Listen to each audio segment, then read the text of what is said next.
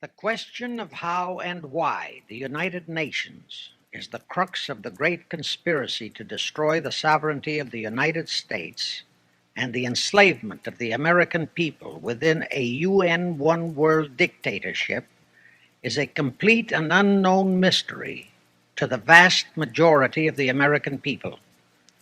The reason for this unawareness of the frightening danger to our country and to the entire free world is simple. The masterminds behind this great conspiracy have absolute control of all of our mass communications media, especially television, the radio, the press, and Hollywood. We all know that our State Department, the Pentagon, and the White House have brazenly proclaimed that they have the right and the power to manage the news, to tell us not the truth, but what they want us to believe. They have seized that power on orders from their masters of the great conspiracy. And the objective is to brainwash the people into accepting the phony peace bait to transform the United States into an enslaved unit of the United Nations one world government. First of all, bear in mind that the so-called UN police action in Korea, fought by the United States, in which 150,000 of our sons were murdered and maimed, was part of the plot, just as the undeclared by Congress war in Vietnam, in which our sons are dying, is part of the plot, just as the plot against Rhodesia and South Africa, in which our sons will be dying, is part of the UN plot. However, the vitally important thing for all Americans, all you mothers of the boys who died in Korea and are now dying in Vietnam, to know is that our so-called leaders in Washington, whom we elected to safeguard our nation and our Constitution, are the betrayers, and that behind them are a comparatively small group of men whose sole objective is to enslave the whole world of humanity in their satanic plot of one world government. Now, in order to give you a very clear picture of this satanic plot, I will go back to its beginning, clear back in the middle of the 18th century, and name the men who put that plot into action, and then bring you down to the present, today's status of that plot. Now, as a matter of further intelligence, a term used by the FBI, let me clarify the meaning of the expression, "he is a liberal." The enemy, meaning the one-world conspirators, have seized upon that word liberal as a cover-up for their activities. It sounds so innocent and so humanitarian to be liberal. Well, make sure that the person who calls himself a liberal or is described as a liberal is not in truth a red. Now then, this satanic plot was launched back in the 1760s when it first came into existence under the name of the Illuminati. This Illuminati was organized by one Adam Weishaupt, born a Jew, who was converted to Catholicism and became a Catholic priest, and then, at the behest of the then newly organized House of Rothschild, defected and organized the Illuminati. Naturally, the Rothschilds financed that operation. And every war since then, beginning with the French Revolution, has been promoted by the Illuminati, operating under various names and guises. I say under various names and guises because after the Illuminati was exposed and became too notorious, Weishaupt and his co-conspirators began to operate under various other names. In the United States, immediately after World War I, they set up what they called the Council on Foreign Relations, commonly referred to as the CFR. And this CFR is actually the Illuminati in the United States. And its hierarchy, the masterminds in control of the CFR, to a very great extent, are the descendants of the original Illuminati conspirators. But to conceal that fact, most of them changed their original family names to American-sounding names. For example, the true name of the Dillons, Clarence and Douglas Dillon, once Secretary of the U.S. Treasury Department, is Lepowski. I'll come back to all this later. There is a similar establishment of the Illuminati in England, operating under the name of the British Institute of International Affairs.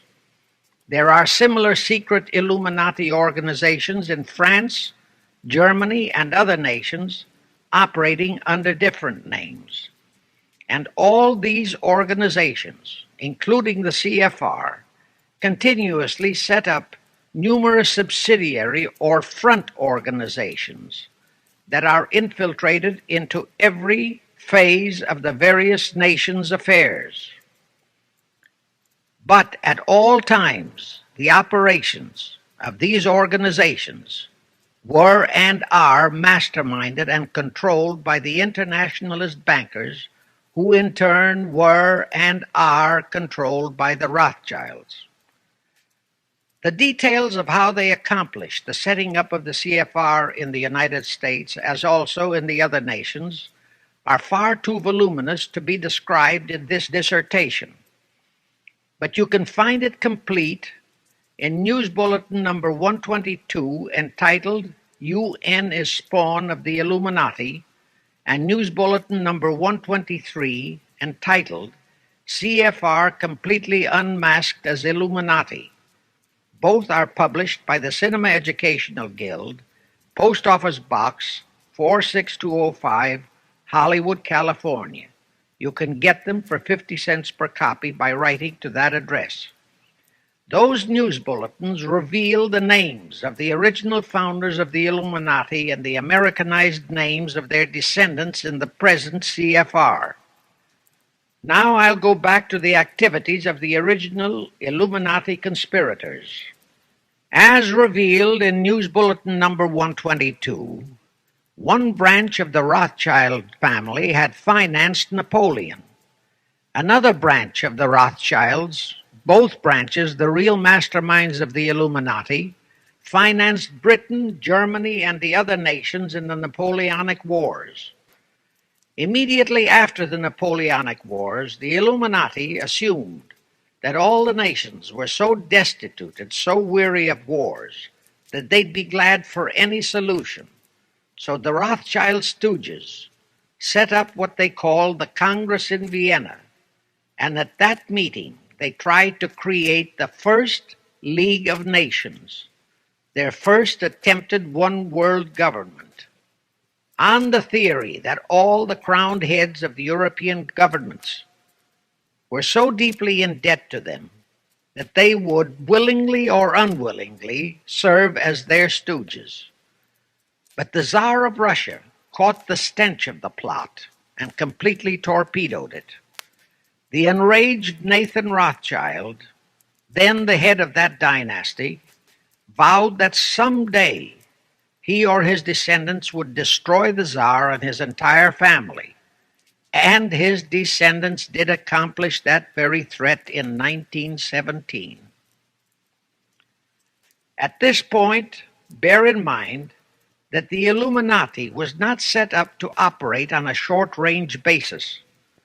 Normally, a conspirator of any type enters into a conspiracy with the expectation of achieving his objective during his own lifetime. But that was not the case with the Illuminati. True, they hoped to accomplish their objective during their lifetime.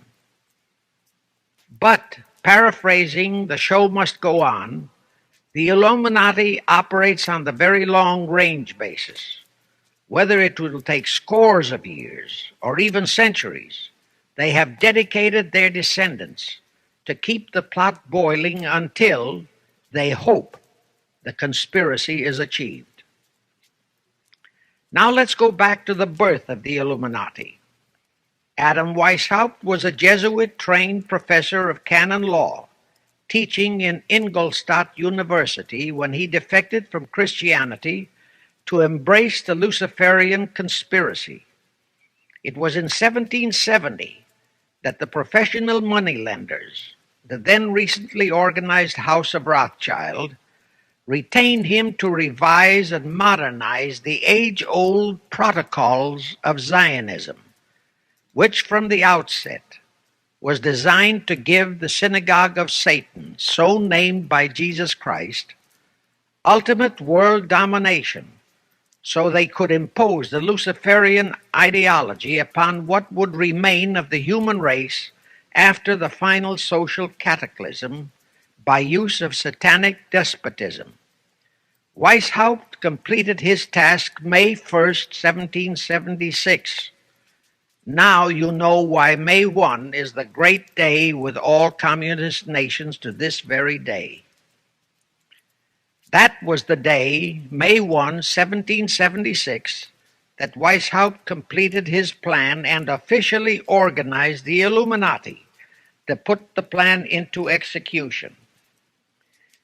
That plan required the destruction of all existing governments and religions.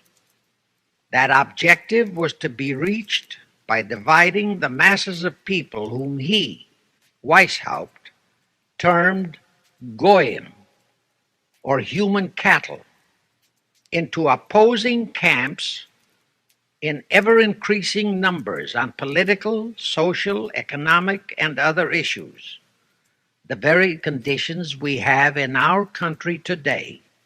The opposing sides were then to be armed and incidents provided which would cause them to fight and weaken themselves and gradually destroy national governments and religious institutions. Again, I say, the very conditions in the world today. And at this point, let me stress a prime feature of the Illuminati plans. When and if their blueprint for world control, the protocols of the elders of Zion, is discovered and exposed, they would wipe all the Jews off the face of the earth in order to divert suspicions from themselves. If you think this is far-fetched, bear in mind that they permitted Hitler, a liberal socialist himself, who was financed by Krupp, Kennedy, the Warburgs, and the Rothschilds, to incinerate 600,000 Jews. Now, just why did the conspirators choose the word Illuminati for their satanic organization? Weishaupt himself said that the word is derived from Lucifer and means holders of the light, using the lie that his objective was to bring about a one-world government to enable those with mental ability to govern the world and prevent all wars in the future. In short, using the word peace on earth as his bait, exactly as that same bait, peace, was used by the 1945 conspirators to foist the United Nations on us. Weishaupt, financed, I repeat, by the Rothschilds, recruited some 2,000 paid followers. These included the most intelligent men in the fields of arts and letters, education, the sciences, finance, and industry. He then established lodges of the Grand Orient, Masonic lodges, to be their secret headquarters. And I again repeat that in all of this, he was acting under orders from the House of Rothschild. The main features of the Weishaupt plan of operation required his Illuminati to do the following things to help them to accomplish their purpose. Number one, use monetary and sex bribery to obtain control of men already in high places in the various levels of all governments and other fields of endeavor. Once influential persons had fallen for the lies, deceits, and temptations of the Illuminati, they were to be held in bondage by application of political and other forms of blackmail, threats of financial ruin, public exposure and physical harm, even death, to themselves and loved members of their families. Do you realize how many present top officials in our federal government in Washington are controlled in just that way by the CFR?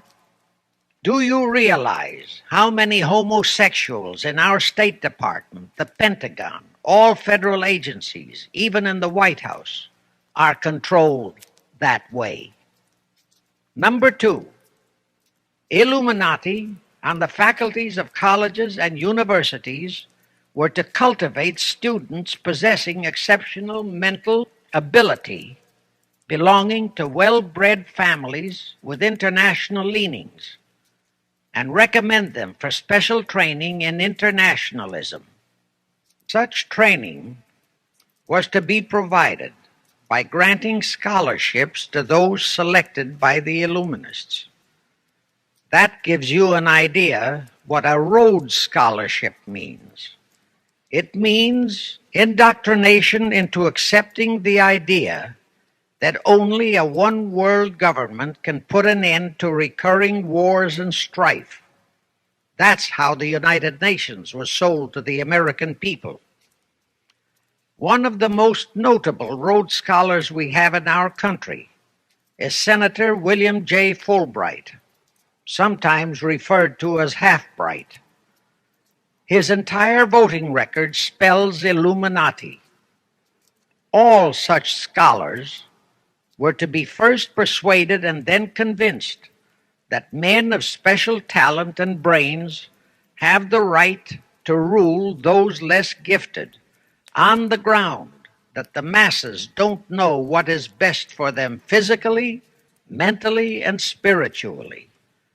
In addition to the Rhodes and similar scholarships, today there are 3 special Illuminati schools located in Gordonstown in Scotland, Salem in Germany, and Anavrita in Greece. These 3 are known ones, but there are others that are kept undercover. Prince Philip, the husband of Britain's Queen Elizabeth, was educated at Gordonstown at the instigation of Lord Louis Mountbatten, his uncle, a Rothschild relative who became Britain's admiral of the fleet after World War II ended. Number 3, all influential people trapped into coming under the control of the Illuminati, plus the students who had been specially educated and trained, were to be used as agents and placed behind the scenes of all governments as experts and specialists, so they would advise the top executives to adopt policies which would, in the long run, serve the secret plans of the Illuminati one world conspiracy and bring about the destruction of the governments and religions they were elected or appointed to serve. Do you know how many such men operate in our government at this very time? Rusk, McNamara, Hubert Humphrey, Fulbright, Kuchel, and go on and on and on. Number 4, perhaps the most vital directive in Weishaupt's plan was to obtain absolute control of the press, at that time the only mass communications media, to distribute information to the public, so that all news and information could be slanted, so that the masses could be convinced that a one-world government is the only solution to our many and varied problems. Now do you know who owns and controls our mass communications media? I'll tell you, practically all the movie lots in Hollywood is owned by the Lamans, Kuhn Loeb and Company, Goldman Sachs, and other internationalist bankers. All the national radio and TV channels in the nation are owned and controlled by those same internationalist bankers. The same is true of every chain of metropolitan newspapers and magazines, also of the press wire services, such as Associated Press, United Press International, etc. The supposed heads of all those media are merely the fronts for the internationalist bankers, who in turn compose the hierarchy of the CFR, today's Illuminati in America. Now can you understand why the Pentagon's press agent Sylvester so brazenly proclaimed that the government has the right to lie to the people? What he really meant was that our CFR-controlled government had the power to lie to and be believed by the brainwashed American people. And let's again go back to the first days of the Illuminati. Because Britain and France were the two greatest world powers in the late years of the 18th century, Weishaupt ordered the Illuminati to foment the colonial wars, including our Revolutionary War, to weaken the British Empire and organize the French Revolution to destroy the French Empire. He scheduled the French Revolution to start in 1789. However, in 1784, a true act of God placed the Bavarian government in possession of evidence which proved the existence of the Illuminati, and that evidence could have saved France if they, the French government, hadn't refused to believe it. Here is how that act of God happened. It was in 1874 that Weishaupt issued his orders for the French Revolution. A German writer named Zwack put it into book form. It contained the entire Illuminati story and Weishaupt's plans. A copy of this book was sent to the Illuminists in France, headed by Robespierre, whom Weishaupt had delegated to foment the French Revolution. The courier was struck and killed by lightning as he rode through Ralston on his way from Frankfurt to Paris. The police found the subversive documents on his body and turned them over to the proper authorities. After careful study of the plot, the Bavarian government ordered the police to raid Weishaupt's newly organized lodges of the Grand Orient and the homes of his most influential associates. All additional evidence thus discovered convinced the authorities the documents were genuine copies of the conspiracy by which the Illuminati planned to use wars and revolutions to bring about the establishment of a one-world government, the powers of which they, headed by the Rothschilds, intended to usurp as soon as it was established, exactly in line with the United Nations plot of today. In 1785, the Bavarian government outlawed the Illuminati and closed the lodges of the Grand Orient. In 1786, they published all the details of the conspiracy. The English title of that publication is The Original Writings of the Order and Sect of the Illuminati. Copies of the entire conspiracy were sent to all the heads of church and state in Europe. But the power of the Illuminati, which was actually the power of the Rothschilds, was so great that this warning was ignored. Nevertheless, Illuminati became a dirty word, and it went underground. At the same time, Weishaupt ordered Illuminists to infiltrate into the lodges of Blue Masonry and form their own secret societies within all secret societies. Only Masons who proved themselves internationalists and those whose conduct proved they had defected from God were initiated into the Illuminati. Thenceforth, the conspirators donned the cloak of philanthropy and humanitarianism to conceal their revolutionary and subversive activities. In order to infiltrate into Masonic lodges in Britain, Weishaupt invited John Robison over to Europe. Robison was a high-degree Mason in the Scottish Rite. He was a professor of natural philosophy at Edinburgh University and secretary of the Royal Society of Edinburgh. Robison did not fall for the lie that the objective of the Illuminati was to create a benevolent dictatorship, but he kept his reactions to himself so well that he was entrusted with a copy of Weishaupt's revised conspiracy for study and safekeeping.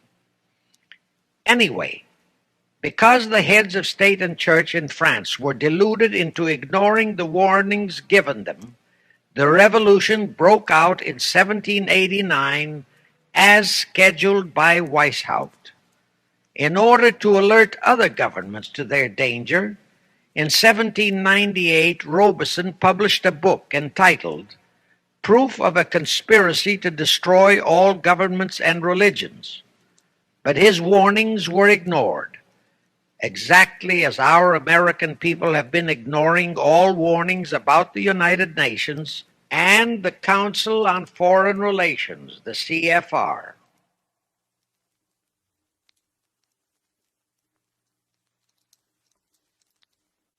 Now here is something that will stun and very likely outrage many who hear this, but there is documentary proof that our own Thomas Jefferson and Alexander Hamilton became students of Weishaupt's. Jefferson was one of Weishaupt's strongest defenders when he was outlawed by his government.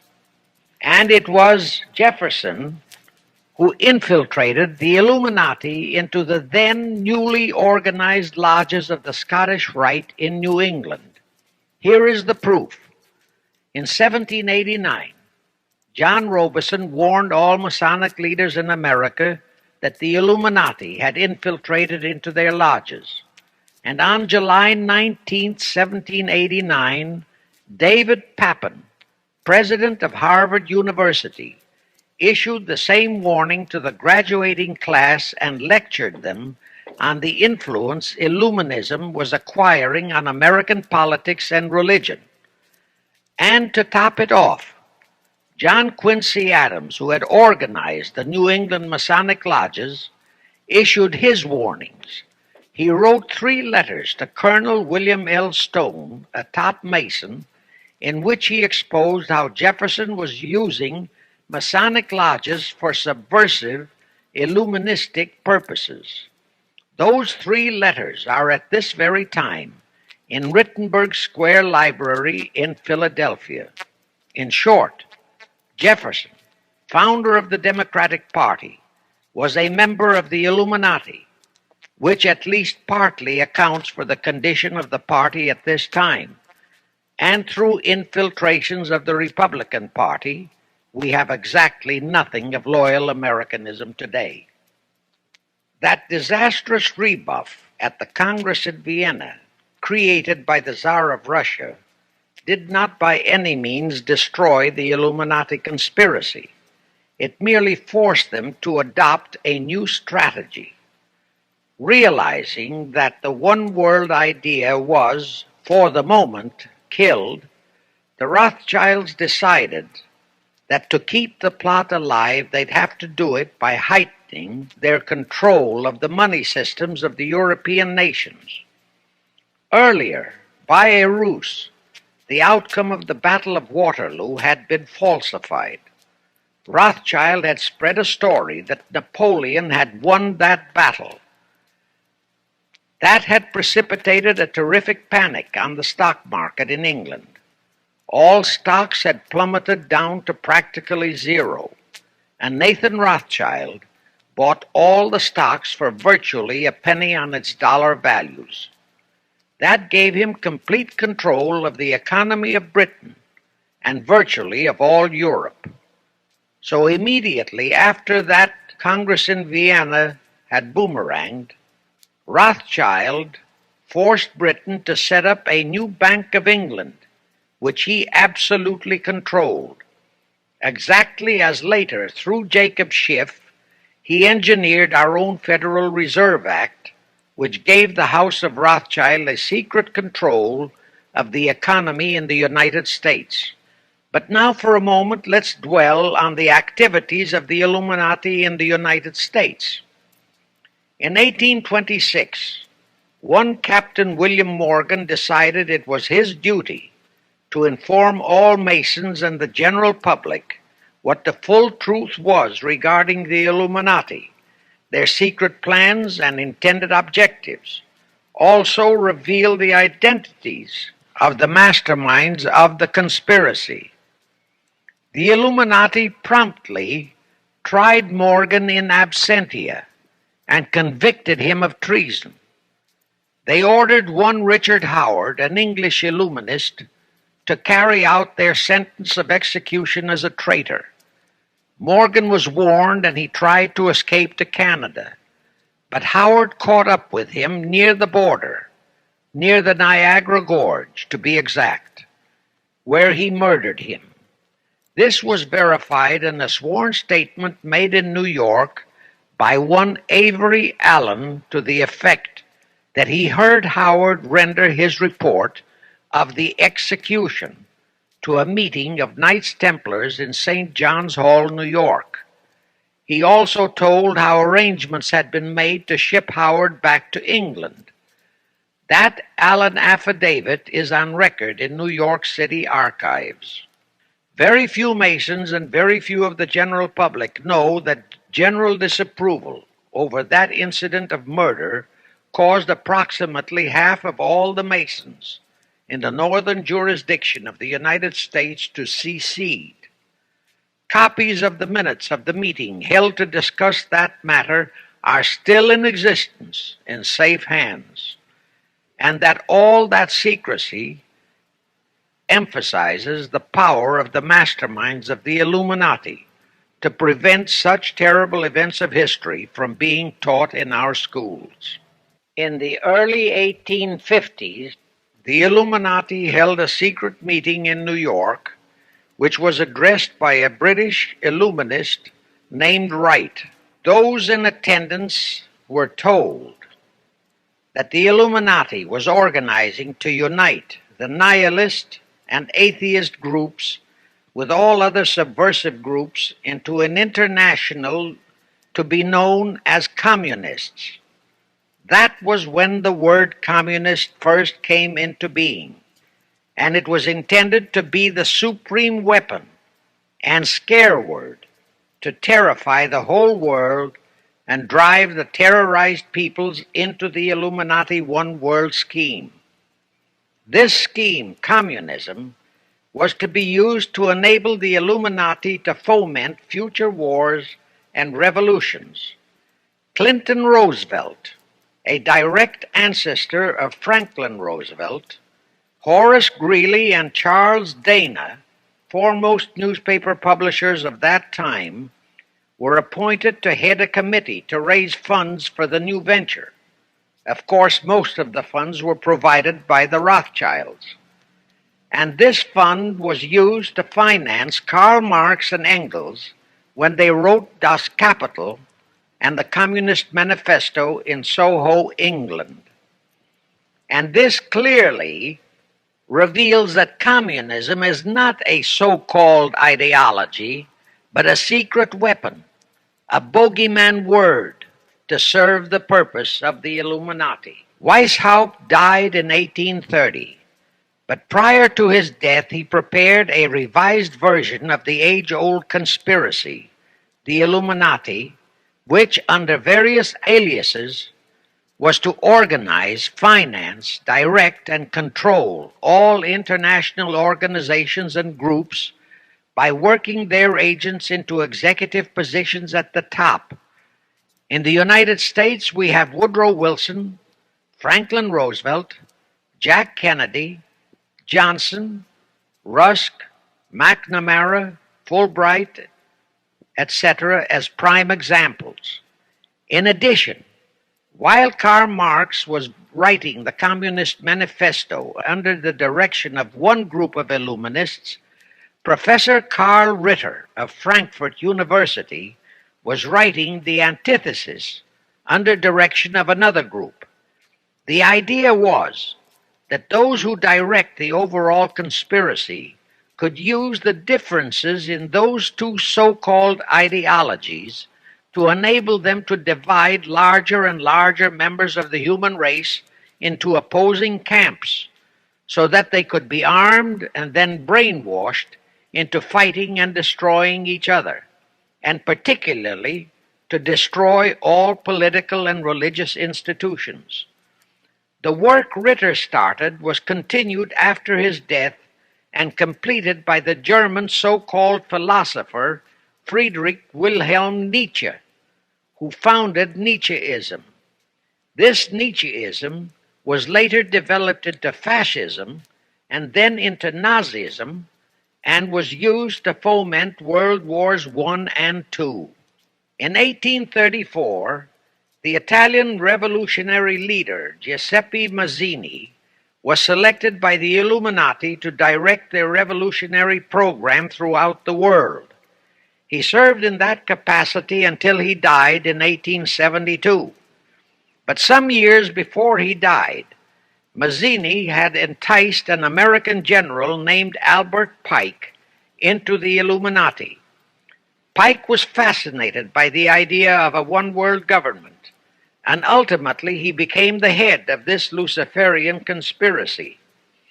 Between 1859 and 1871, Pike, worked out a military blueprint for 3 world wars and various revolutions throughout the world, which he considered would forward the conspiracy to its final stage in the 20th century. Again, I remind that these conspirators were never concerned with immediate success. They always operated on a long-range view. Pike did most of his work in his home in Little Rock, Arkansas. But a few years later, when the Illuminati's lodges of the Grand Orient became suspect and repudiated because of Mazzini's revolutionary activities in Europe, Pike organized what he called the New and Reformed Palladian Rite. He set up 3 supreme councils, one in Charleston, South Carolina, one in Rome, Italy, and the third in Berlin, Germany. He had Mazzini establish 23 subordinate councils in strategic locations throughout the world. These have been the secret headquarters of the world revolutionary movement ever since. Long before Marconi invented radio, the scientists in the Illuminati had found the means for Pike and the heads of his councils to communicate secretly. It was the discovery of that secret that enabled intelligence officers to understand how apparently unrelated incidents, one such as the assassination of an Austrian prince at Sarajevo, took place simultaneously throughout the world, which developed into a war or a revolution. Pike's plan was as simple as it has proved effective. It called for communism, Nazism, political Zionism, and other international movements be organized and used to foment 3 global world wars and at least 2 major revolutions. The First World War was to be fought so as to enable the Illuminati to destroy Tsarism in Russia, as vowed by Rothschild after the Tsar had torpedoed his scheme at the Congress in Vienna, and to transform Russia into a stronghold of atheistic communism. The differences stirred up by agents of the Illuminati between the British and German empires were to be used to foment this war. After the war would be ended, communism was to be built up and used to destroy other governments and weaken religions. World War II, when and if necessary, was to be fomented by using the controversies between fascists and political Zionists. And here let it be noted that Hitler was financed by Krupp, the Warburgs, the Rothschilds, and other internationalist bankers, and that the slaughter of the supposed 600,000 Jews by Hitler didn't bother the Jewish internationalist bankers at all. That slaughter was necessary in order to create worldwide hatred of the German people and thus bring about the war against them. In short, this Second World War was to be fought to destroy Nazism and to increase the power of political Zionism so that the State of Israel could be established in Palestine. During this World War II, international communism was to be built up until it equaled in strength that of united Christendom. When it reached that point, it was to be contained and kept in check until required for the final social cataclysm. As we know now, Roosevelt, Churchill, and Stalin put that exact policy into effect, and Truman, Eisenhower, Kennedy, and Johnson continued that same exact policy. World War III is to be fomented by using the so-called controversies the agents of the Illuminati, operating under whatever new name, are now stirring up between the political Zionists and the leaders of the Muslim world.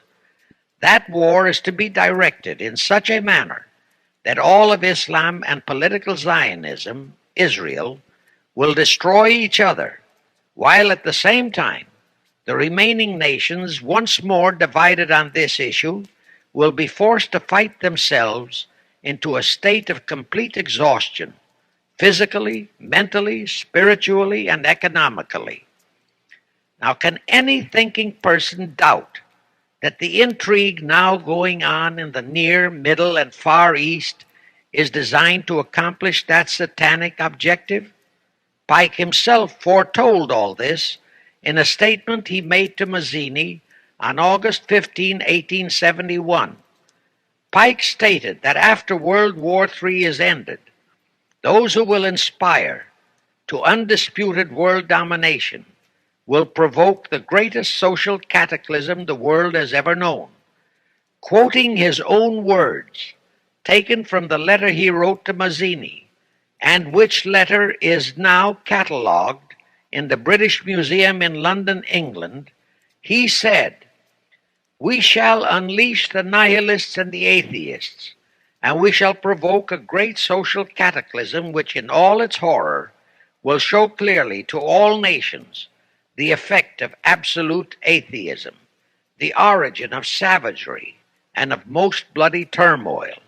Then everywhere the people forced to defend themselves against the world minority of revolutionaries will exterminate those destroyers of civilization, and the multitudes disillusioned with Christianity, whose deistic spirits will be from that moment on without direction and leadership, and anxious for an ideal but without knowledge where to send its adoration, will receive the true light through the universal manifestation of the pure doctrine of Lucifer, brought finally out into public view, a manifestation which will result from a general reactionary movement which will follow the destruction of Christianity and atheism, both conquered and exterminated at the same time."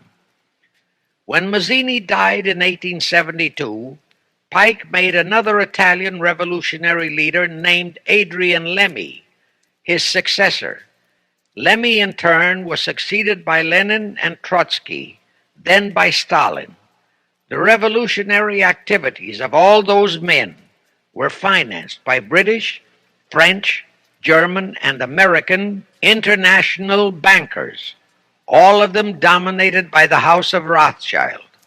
We are supposed to believe that the international bankers of today, like the money changers of Christ's day, are only the tools or agents of the great conspiracy, but actually they are the masterminds behind all of it.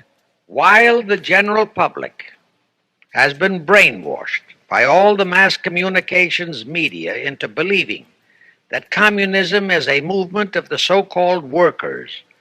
The actual fact is that both British and American intelligence officers have authentic documentary evidence that international liberals, operating through their international banking houses, particularly the House of Rothschild, have financed both sides in every war and revolution since 1776. Those who today comprise the conspiracy, the CFR in the United States, direct our governments, whom they hold in usury through such methods as the Federal Reserve System in America, to fight wars such as Vietnam, created by the United Nations, so as to further Pike's Illuminati plans to bring the world to that stage of the conspiracy when atheistic communism and the whole of Christianity can be forced into an all-out Third World War within each remaining nation as well as on an international scale.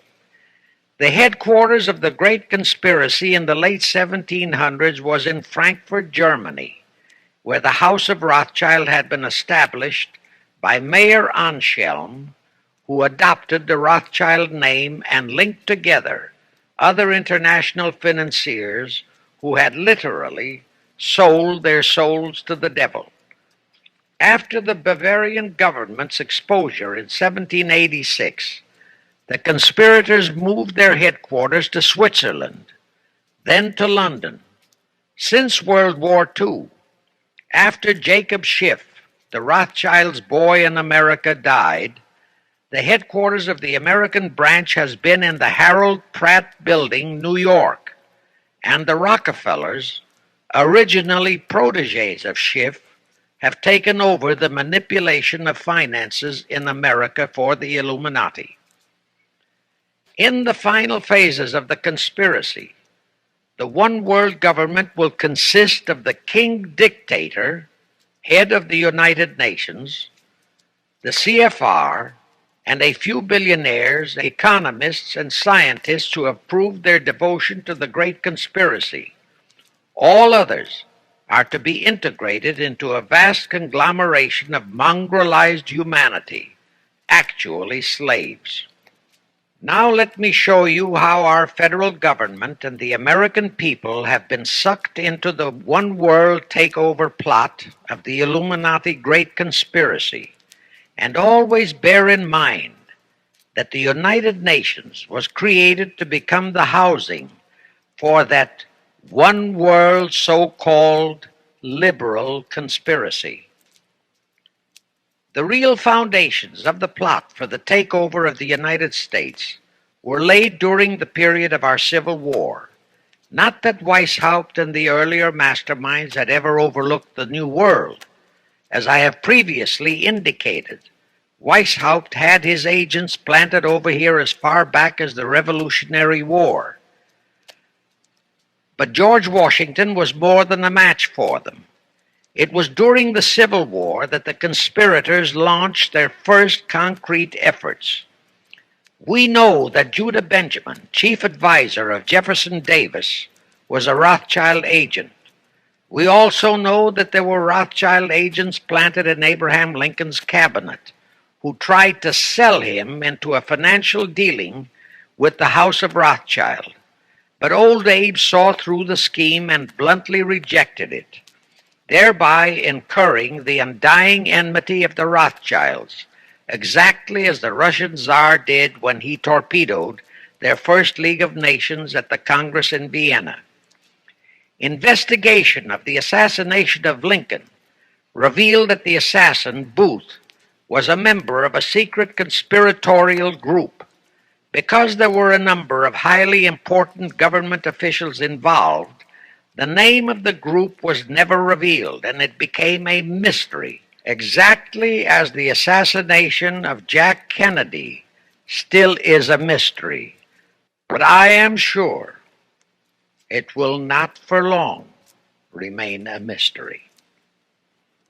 Anyway, The ending of the Civil War destroyed, temporarily, all chances of the House of Rothschild to get a clutch on our money system, such as they had acquired in Britain and other nations in Europe. I say temporarily because the Rothschilds and the masterminds of the conspiracy never quit. So they had to start from scratch, but they lost no time in getting started. Shortly after the Civil War, a young immigrant who called himself Jacob H. Schiff arrived in New York. Jacob was a young man with a mission for the House of Rothschild. Jacob was the son of a rabbi, born in one of Rothschild's houses in Frankfurt, Germany. I won't go deeply into his background. The important point is that Rothschild recognized in him not only a potential money wizard, but more important, he also saw the latent Machiavellian qualities in Jacob that could, as it did, make him an invaluable functionary in the great one-world conspiracy. After a comparatively brief training period in the Rothschilds' London bank, Jacob left for America with instructions to buy into a banking house, which was to be the springboard to acquire control of the money system of the United States. Actually, Jacob came here to carry out 4 specific assignments. Number 1, and most important, was to acquire control of America's money system.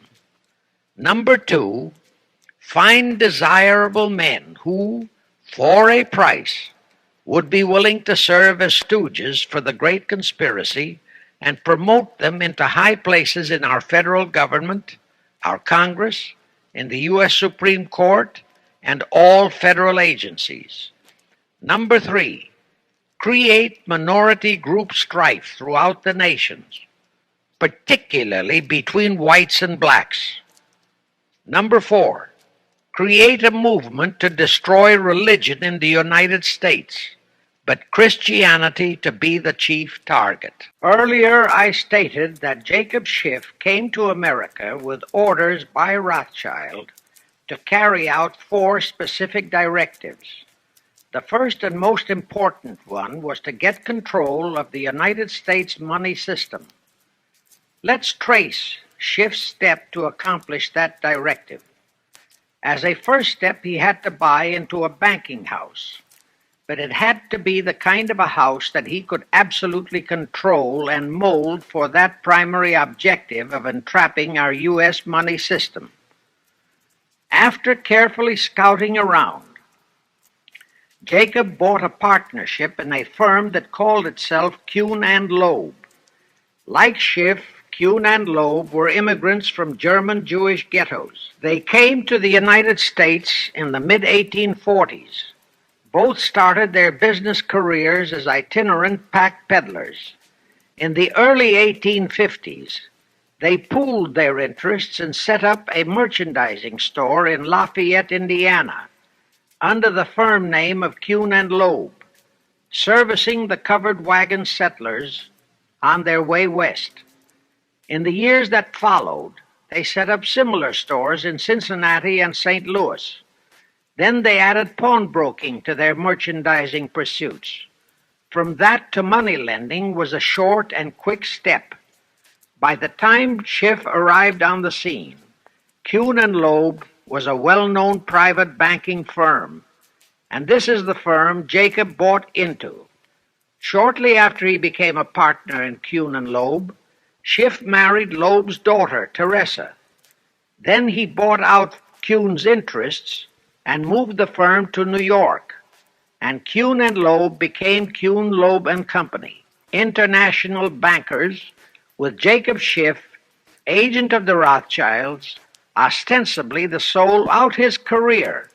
This blend of Judas and Machiavelli, the first hierarch of the Illuminati, great conspiracy in America, posed as a generous philanthropist and a man of great holiness, the cover-up policy set forth by the Illuminati.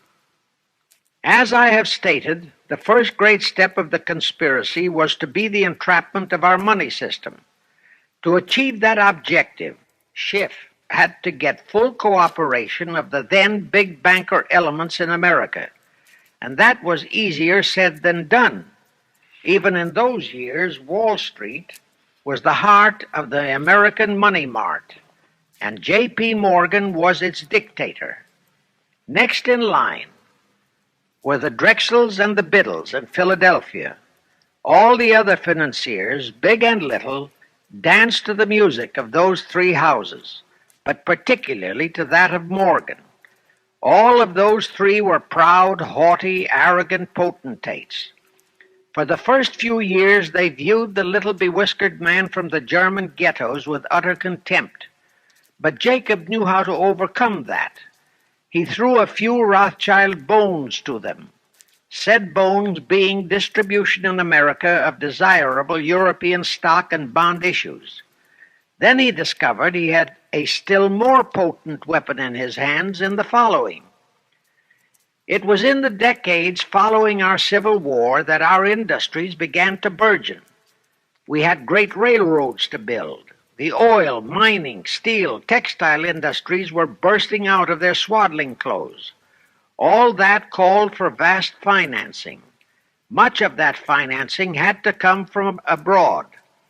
That meant the House of Rothschild, and that was when Schiff came into his own. He played a very crafty game. He became the patron saint of John D. Rockefeller, Edward R. Harriman, and Andrew Carnegie. He financed the Standard Oil Company for Rocky, the railroad empire for Harriman, and the steel empire for Carnegie. But instead of hogging all the other industries for Kuhn Loeb and Company, he opened the doors of the House of Rothschild to Morgan, Biddle, and Drexel. In turn, Rothschild arranged the setting up of London, Paris, European, and other branches for those three, but always in partnerships with Rothschild subordinates. And Rothschild made it very clear to all those men that Schiff was to be the boss in New York. Thus, at the turn of the century, Schiff had a tight control of the entire banking fraternity on Wall Street, which by then, with Schiff's help, included Lehman Brothers, Goldman Sachs, and other internationalist banks, headed by men chosen by the Rothschilds. In short, that meant control of the nation's money powers, and he was then ready for the giant step, the entrapment of our national money system. Now, under our Constitution, all control of our money system is vested solely in our Congress. Schiff's next important step was to seduce our Congress to betray that constitutional edict by surrendering that control to the hierarchy of the Illuminati's great conspiracy. In order to legalize that surrender, and thus make the people powerless to resist it, it would be necessary to have Congress enact special legislation. To accomplish that, Schiff would have to infiltrate stooges into both houses of Congress, stooges powerful enough to railroad Congress into passing such legislation. Equally, or even more important, he would have to plant a stooge in the White House, a president without integrity and without scruples, who would sign that legislation into law. To accomplish that, he had to get control of either the Republican or the Democratic Party. The Democratic Party was the more vulnerable. It was the hungrier of the two parties. Except for Grover Cleveland, the Democrats had been unable to land one of their men in the White House since before the Civil War. There were two reasons for that. Number one, poverty of the party. Number two, there were considerably more Republican-minded voters than Democrats. The poverty matter was not a great problem, but the voter problem was a different story. But as I previously said, Schiff was a smart cookie. Here is the atrocious and murderous method he employed to solve that voter problem. His solution emphasizes how very little the Jewish internationalist bankers care about their own racial brethren, as you shall see. Suddenly, around 1890, there broke out a nationwide series of pogroms in Russia. Many, many thousands of innocent Jews, men, women, and children, were slaughtered by the Cossacks and other peasants. Similar pogroms with similar slaughter of innocent Jews broke out in Poland, Romania, and Bulgaria. All those pogroms were fomented by Rothschild agents. As a result, Jewish terrified refugees from all those nations swarmed into the United States, and that continued throughout the next 2 or 3 decades because the pogroms were continuous through all those years. All those refugees were aided by self-styled humanitarian committees set up by Schiff, the Rothschilds, and all the Rothschild affiliates. In the main, the refugees streamed into New York, but the Schiff-Rothschild humanitarian committees found ways to shuffle many of them into other large cities, such as Chicago, Boston, Philadelphia, Detroit, Los Angeles, etc. All of them were quickly transformed into naturalized citizens and educated to register as Democrats. Thus, all of that so-called minority group became solid Democratic voter blocs in their communities, all controlled and maneuvered by their so-called benefactors. And shortly after the turn of the century, they became vital factors in the political life of our nation. That was one of the methods Schiff employed to plant men like Nelson Aldrich in our Senate and Woodrow Wilson in the White House. At this point, let me remind you of another of the important jobs that was assigned to Schiff when he was dispatched to America. I refer to the job of destroying the unity of the American people by creating minority group and racial strife. By the pogrom-driven Jewish refugees into America, Schiff was creating one ready-made minority group for that purpose. But the Jewish people as a whole, made fearful by the pogroms, could not be depended upon to create the violence necessary to destroy the unity of the American people. But right within America, there was an already made-to-order, although as yet a sleeping, minority group, the Negroes, who could be sparked into so-called demonstrations, rioting, looting, murder, and every other type of lawlessness. All that was necessary was to incite and arouse them. Together, those two minority groups, properly maneuvered, could be used to create exactly the kind of strife in America the Illuminati would need to accomplish their objective. Thus, at the same time that Schiff and his co-conspirators were laying their plans for the entrapment of our money system, they were also perfecting plans to hit the unsuspecting American people with an explosive and terrifying racial upheaval that would tear the people into hate fractions and create chaos throughout the nation, especially on all college and university campuses, all protected by Earl Warren decisions and our so-called leaders in Washington. Of course, perfecting those plans required time and infinitely patient organizing. Now, to remove all doubts, I'll take a few moments to give you documentary proof of this racial strife plot. First of all, they had to create leaderships and organizations to draw in millions of dupes, both Jewish and Negroes, who would do the demonstrating and commit the rioting, looting, and lawlessness. So in 1909, Schiff, the Lamans, and other conspirators organized and set up the National Association for the Advancement of the Colored People, known as the NAACP. The presidents, directors, and legal counsels of the NAACP were always white men, Jews appointed by Schiff, and this is the case to this very day. Then, in 1913, the Schiff Group organized the Anti-Defamation League of the B'nai B'rith, commonly known as the ADL, to serve as the Gestapo and hatchet man outfit for the entire Great Conspiracy.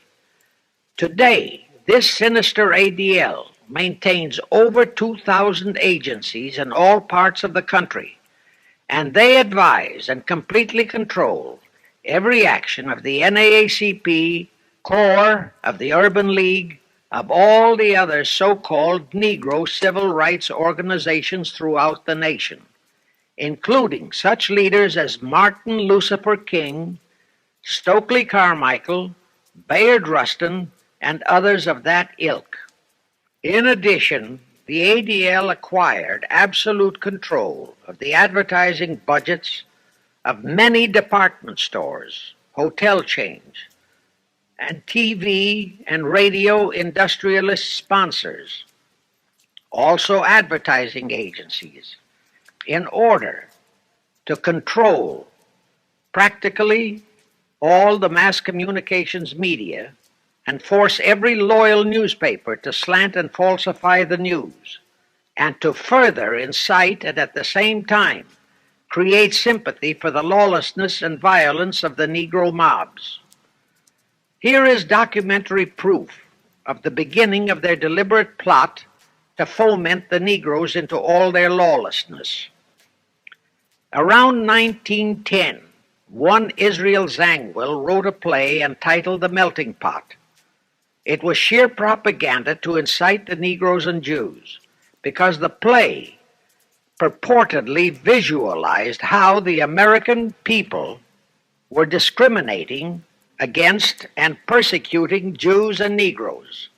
At that time, nobody seemed to realize that it was a propaganda play. It was that cleverly written. The propaganda was well wrapped up in the truly great entertainment in the play, and it was a big Broadway hit. Now, in those years, the legendary Diamond Jim Brady used to throw a banquet at the famous Delmonico restaurant in New York after the opening performance of a popular play. He threw such a party for the cast of The Melting Pot, its author, producer, and chosen Broadway celebrities.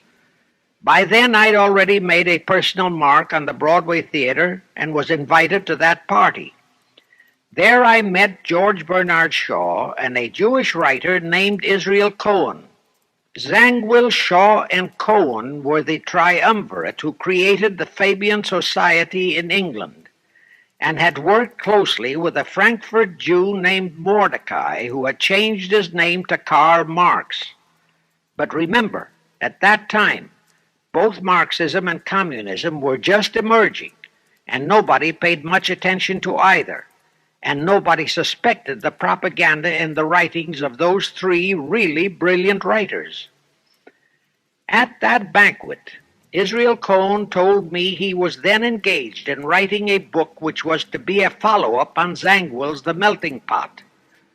The title of his book was to be A Racial Program for the 20th Century.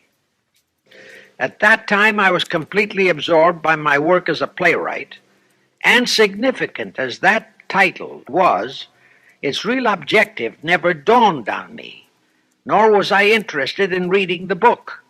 But it suddenly hit me with the force of a hydrogen bomb when I received a newspaper clipping of an item published by the Washington, D.C. Evening Star in May 1957. That item was a verbatim reprint of the following excerpt in Israel Cohen's book, A Racial Program for the 20th Century, and it reads as I quote, "We must realize that our party's most powerful weapon is racial tension. By propounding into the consciousness of the dark races that for centuries they have been oppressed by the whites, we can mold them to the program of the Communist Party.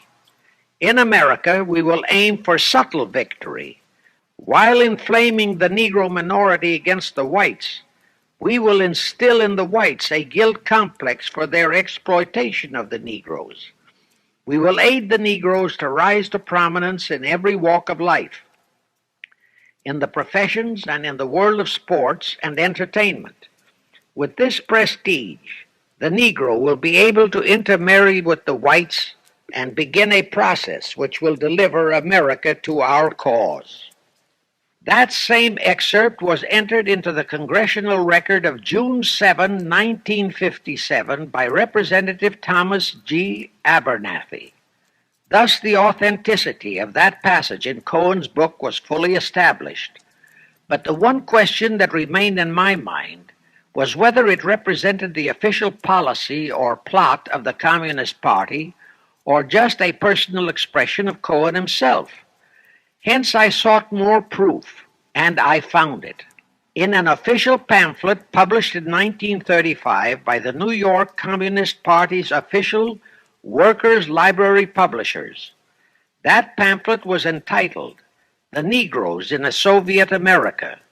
It urged the Negroes to rise up, form a Soviet state in the South, and apply for admission to the Soviet Union. It contained a firm pledge that the revolt would be supported by all American Reds and all so-called liberals. On page 38, it promised that a Soviet government would confer greater benefits to Negroes than to whites. And again, this official communist pamphlet pledged that, I quote, "Any act of discrimination or prejudice against a Negro will become a crime under the revolutionary law," unquote. That statement proved that the excerpt in Israel Cohen's book, published in 1913, was an official edict of the Communist Party and directly in line with the Illuminati blueprint for world revolution issued by Weishaupt and later by Albert Pike. Now there's only one question, and that is to prove that the communist regime is directly controlled by the American Jacob Schiff and London Rothschild masterminds of the Great Conspiracy.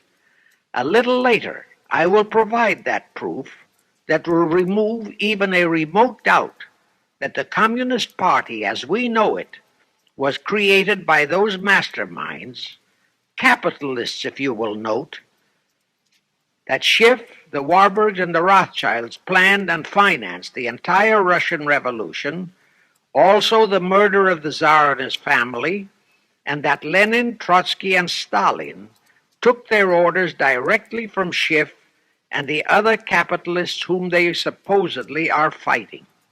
Now can you see why the vile Earl Warren and his equally vile co-Supreme Court justices issued that infamous and treasonous desegregation decision in 1954?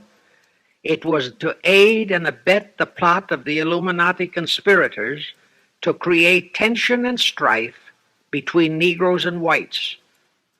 Can you see why the same Earl Warren issued his decision prohibiting Christian prayers and Christmas carols in our schools? It was done to destroy Christianity.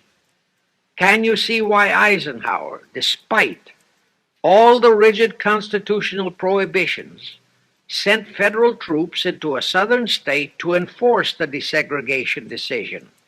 Why Kennedy did likewise? And can you see why Johnson and 66 senators, despite the protests of 90% of the American people, voted for the Consular Treaty, which opens our entire country to Russian spies and saboteurs? All those 66 senators are 20th century Benedict Arnolds. It is up to you and you, all of the American people, to force Congress, our elected servants, to haul in those American traitors for impeachments, and that when proven guilty, they all be given the punishment prescribed for traitors who aid and abet our enemies. And that includes the forcing of rigid investigations by Congress of the CFR and all their fronts, such as the ADL, the NAACP, SNCC, and such Illuminati tools as Martin Lucifer King. Such investigations will completely unmask all the leaders in Washington and the Illuminati, and all their affiliations and affiliates as traitors carrying out the Illuminati plot. It will completely unmask the United Nations as the intended crux of the entire plot and force Congress to take the U.S. out of the UN and hurl the UN out of the U.S. In fact, it will destroy the UN and the entire plot. Before I close this phase, I wish to reiterate and stress one vital point, which I urge you to never forget if you wish to save our country for your children and their children. Here is the point. Every unconstitutional and unlawful act committed by Woodrow Wilson, by Franklin Roosevelt, by Truman, Eisenhower, and Kennedy, and are now being committed by Johnson, is exactly in line with the Illuminati conspirators' centuries-old plot outlined by Weishaupt and Albert Pike. Every vicious decision issued by the traitorous Earl Warren and his equally traitorous Supreme Court justices was directly in line with what the Illuminati blueprint required. That all the treason committed by our State Department under Rusk, and earlier by John Foster Dulles and Marshall, also all the treason committed by McNamara and his predecessors, is directly in line with that same Illuminati blueprint for the takeover of the world. Also the amazing treason by various members of our Congress, especially by the 66 senators who signed for the Consular Treaty, has been committed on orders from the Illuminati.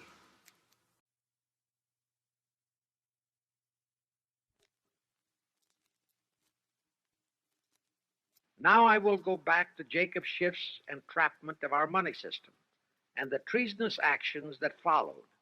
It will also reveal the Schiff-Rothschild control of not only Karl Marx, but of Lenin, Trotsky, and Stalin, who created the revolution in Russia and set up the Communist Party. It was in 1908 that Schiff decided the time had come for his seizure of our money system. His chief lieutenants in that seizure were Colonel Edward Mandell House, whose entire career was that of chief executive and courier for Schiff, as I shall show, Bernard Baruch, and Herbert Lehman. In the fall of that year, they assembled in secret conclave at the Jekyll Island Hunt Club, owned by J.P. Morgan at Jekyll Island, Georgia. Among those present were J.P. Morgan, John D. Rockefeller, Colonel House, Senator Nelson Aldrich, Schiff, Stillman and Vanderlip of the New York National City Bank, W. and J. Seligman, Eugene Meyer, Bernard Baruch, Herbert Lehman, Paul Warburg, in short, all of the international bankers in America, all of them members of the hierarchy of the Illuminati's great conspiracy. A week later, they emerged with what they called the Federal Reserve System. Senator Aldrich was the stooge who was to railroad it through Congress. But they held that railroading in abeyance for one chief reason. They would first have to plant their man, an obedient stooge, in the White House to sign the Federal Reserve Act into law. They knew that even if the Senate would pass that act unanimously, the then newly elected President Taft would promptly veto it. So they waited. In 1912, their man, Woodrow Wilson, was elected to the presidency. Immediately after Wilson was inaugurated, Senator Aldrich railroaded the Federal Reserve Act through both houses of Congress, and Wilson promptly signed it, and the Federal Reserve Act became law. That heinous act of treason was committed in December 23, 1913, 2 days before Christmas, when all the members of Congress, except for several carefully picked representatives and 3 equally carefully picked senators, were away from Washington. How heinously treasonous was that act? I'll tell you. Our founding fathers knew full well the power of money. They knew that whoever had that power held the destiny of our nation in his hands. Therefore, they carefully guarded this power when they set forth in the Constitution that Congress, the elected rep alone, would have that power.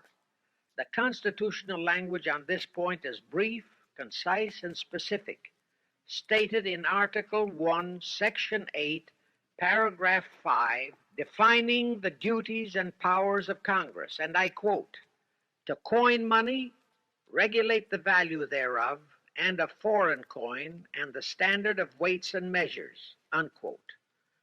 But on that tragic, unforgettable day of infamy, December 23, 1913, the men we sent to Washington to safeguard our interests, the representatives and senators and Woodrow Wilson, delivered the destiny of our nation into the hands of two aliens from Eastern Europe, Jacob Schiff and Paul Warburg. Warburg was a very recent immigrant who came here on orders from Rothschild for the express purpose of blueprinting that foul Federal Reserve Act.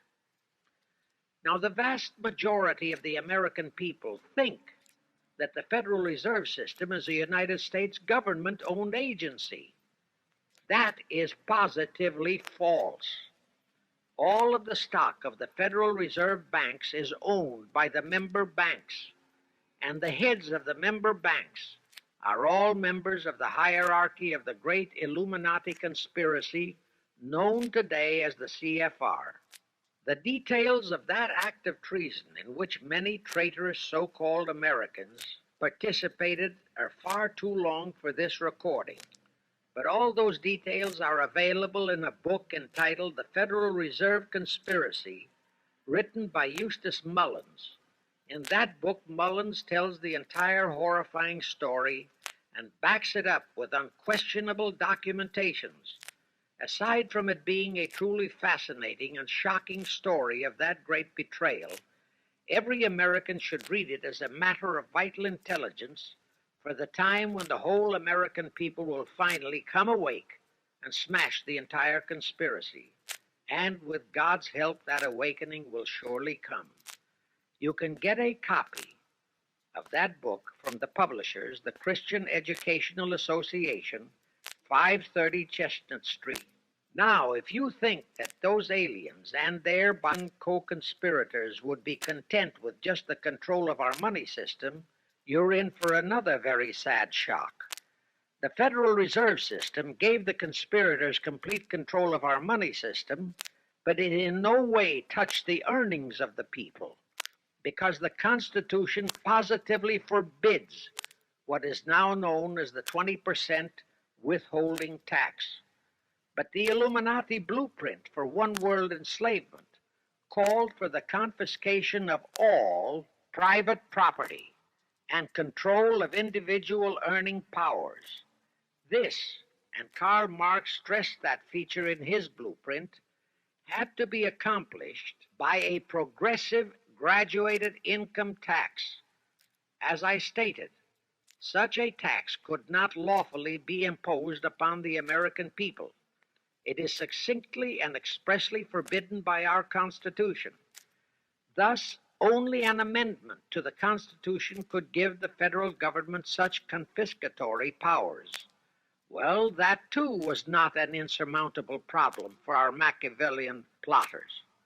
The same elected leaders in both houses of Congress and the same Mr. Woodrow Wilson, who signed the infamous Federal Reserve Act into law, amended the federal income tax, known as a law of the land.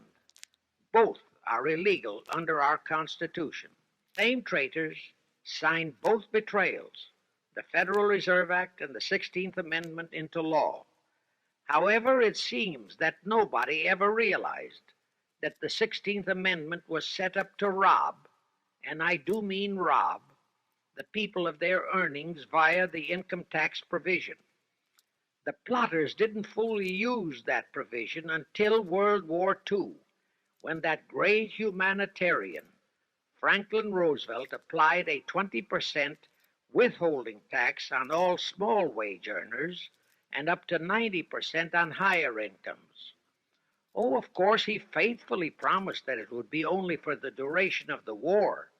But what was a promise to such a charlatan who in 1940, when he was running for his third term, kept proclaiming, "I say again and again and again that I will never send American boys to fight on foreign soil." Remember? He was proclaiming that even as he was already preparing to plunge us into World War II by enticing the Japanese into that sneak attack on Pearl Harbor to furnish him with his excuse. And before I forget, let me remind you that another charlatan named Woodrow Wilson used exactly that same campaign slogan in 1916. His slogan was, "Re-elect the man who will keep your sons out of the war." Exactly the same formula, exactly the same promises. But wait, as Al Jolson used to say, you ain't heard nothing yet. That 16th Amendment income tax trap was intended to confiscate, rob, the earnings only of the common herd, you and me. It was not intended to even touch the huge incomes of the Illuminati gang, the Rockefellers, the Carnegies, the Lehmans, and all the other conspirators. So together with that 16th Amendment, they created what they called the tax-free foundations. That would enable the conspirators to transform their huge wealth into such so-called foundations and avoid payment of virtually all income taxes. The excuse for it was that the earnings of those tax-free foundations would be devoted to humanitarian philanthropy. So we now have the several Rockefeller foundations, the Carnegie Endowment Fund, the Ford Foundation, the Mellon Foundation, and hundreds of similar tax-free foundations.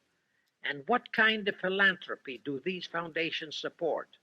Well, they finance all the civil rights groups that are creating all the chaos and rioting all over the country. They finance the Martin Lucifer Kings. The Ford Foundation finances the Center for the Study of Democratic Institutions in Santa Barbara, commonly referred to as Moscow West, and which is headed by Wonderboy Hutchins, Walter Reuther, Irwin Canham, and others of that ilk. In short, the tax-free foundation financed those who are doing the job for the Illuminati Great Conspiracy.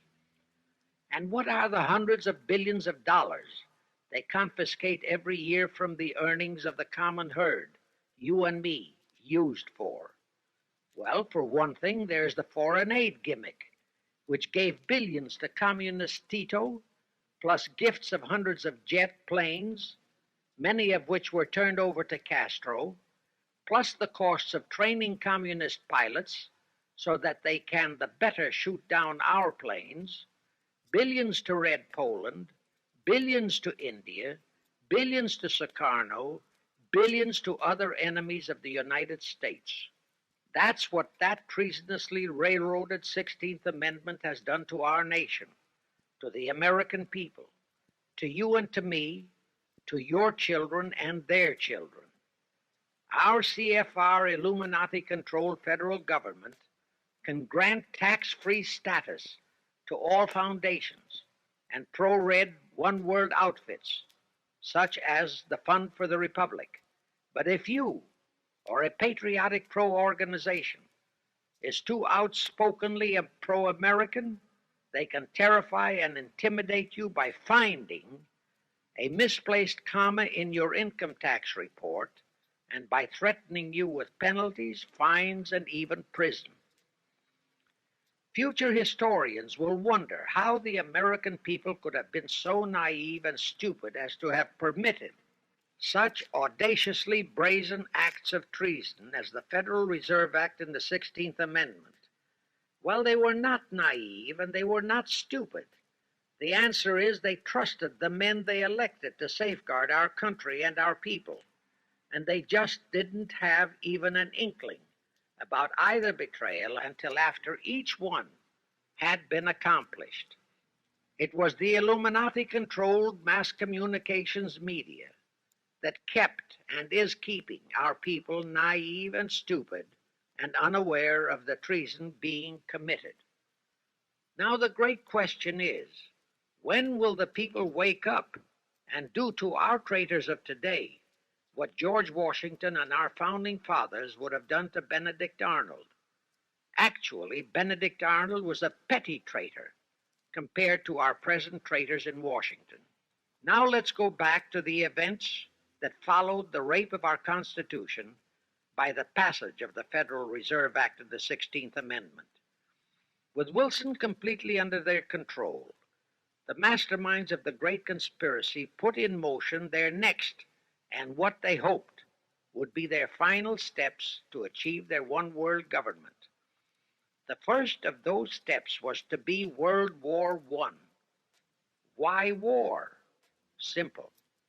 The only excuse for a one world government is that it will supposedly ensure peace. The only thing that can make people cry for peace is war. War brings chaos, destruction, exhaustion, to winner as well as to loser. It brings economic ruin to both. Most important, it destroys the flower of the young manhood of both. To the saddened and heartbroken oldsters, the mothers and fathers, who are left with nothing but memories of their beloved sons, peace becomes worth any price. And that is the emotion upon which the conspirators depend for the success of their satanic plot. Throughout the 19th century, from 1814 to 1914, the world as a whole was at peace. Such wars as the Franco-Prussian, our own Civil War, the Russo-Japanese War, were what might be termed local disturbances that did not affect the rest of the world. All the great nations were prosperous, the peoples staunchly nationalistic and fiercely proud of their sovereignties.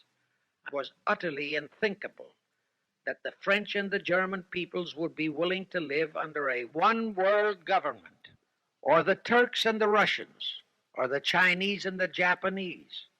Even more unthinkable that a Kaiser Wilhelm, or a Franz Joseph, or a Tsar Nicholas, or any monarch would willingly and meekly surrender his throne to a one-world government. But bear in mind that the peoples in all nations are the real power, and only one thing, war, could make the peoples yearn and clamor for a peace-ensuring one-world government. But it would have to be a frightful and horribly devastating war. It could not be just a local disturbing war between just two nations. It would have to be a world war. No major nation must be left untouched by the horrors and devastation of such a war. The cry for peace must be made universal. Actually, that was the format set by the Illuminati and Nathan Rothschild at the turn of the 19th century. They first maneuvered all of Europe into the Napoleonic Wars. Then the Congress in Vienna, which they, and particularly Rothschild, planned to transform into a League of Nations, which was to have been the housing for their one-world government, exactly as the present United Nations was set up to be the housing for the forthcoming, God forbid, one-world government. Anyway, that was the format the House of Rothschild and Jacob Schiff decided to employ to achieve their objective in 1914. Of course, they knew that that same format had failed in 1814, but they theorized that was only because the Tsar of Russia had torpedoed that scheme. Well, the present 1914 conspirators would eliminate that 1814 fly in the ointment. They'd make sure that after the New World War, they were conspiring, there'd be no Tsar of Russia around to throw monkey wrenches into the machinery. I won't go into how they accomplished this first step to launch a world war. History records that World War I was precipitated by a trivial incident, the kind of incident both Weishaupt and Albert Pike had incorporated in their blueprints. That incident was the assassination of an Austrian archduke arranged by the Illuminati masterminds. The war followed. It involved Germany, Austria-Hungary, and their allies, so-called the Axis powers, against France, Britain, and Russia, called the Allies. Only the United States was not involved during the first 2 years. By 1917, the conspirators had achieved their primary objective. All of Europe was in a state of destitution. All the peoples were war-weary and crying for peace. And the outcome, too, was all set. It was to come as soon as the United States would be hurled in on the side of the Allies. And that was all set to happen immediately after Wilson's re-election. After that, there could be only one outcome: complete victory for the Allies. To fully confirm my statement that long before 1917, the conspiracy, headed in America by Jacob Schiff, had it all set to hurl the United States into that war, I will cite the proof. When Wilson was campaigning for re-election in 1916, his chief appeal was, "Re-elect the man who will keep your sons out of the war." But during that same campaign, the Republican Party publicly charged that Wilson had long committed himself to throw us into the war. They charged that if he would be defeated, he would accomplish that act during his few remaining months in office. But if re-elected, he would hold off until after re-election. But at that time, the American people looked upon Wilson as a god-man. Well, Wilson was re-elected, and as per the schedule of the conspirators, he hurled us into the war in 1917. He used the sinking of the Lusitania as an excuse, a sinking which also was prearranged.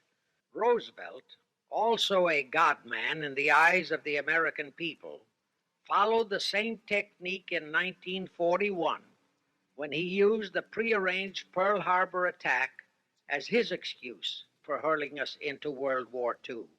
Now, exactly as the conspirators planned, victory for the Allies would eliminate all the monarchs of the defeated nations and leave all their peoples leaderless, confused, bewildered, and perfectly conditioned for the one-world government the great conspiracy intended would follow. But there still would be an obstacle, the same obstacle that had balked the Illuminati and Rothschild at that Congress in Vienna peace gathering after the Napoleonic Wars. Russia would be on the winning side this time, as it was in 1814. Therefore, the Tsar would be securely on his throne. Here it is pertinent to note that Russia, under the Tsarist regime, had been the one country in which the Illuminati had never made any headway, nor had the Rothschilds ever been able to infiltrate their banking interests. Thus, a winning Tsar would be more difficult than ever to cope with. Even if he could be enticed into a so-called League of Nations, it was a foregone conclusion that he would never, but never go for a one-world government. So even before the outbreak of World War I, the conspirators had a plan in the making to carry out Nathan Rothschild's vow of 1814 to destroy the Tsar and also murder all possible royal heirs to the throne. And it would have to be done before the close of the war, and the Russian Bolsheviki were to be their instruments in this particular plot. From the turn of the century, the chiefs of the Bolsheviki were Nikolai Lenin, Leon Trotsky, and later Joseph Stalin. Of course, those were not their true family names. Prior to the outbreak of the war, Lenin headquartered in Paris. After the outbreak, Switzerland became his haven. Trotsky's headquarters were on the Lower East Side in New York, largely the habitat of Russian Jewish refugees. Both Lenin and Trotsky were similarly bewhiskered and unkempt. In those days, that was the badge of Bolshevism.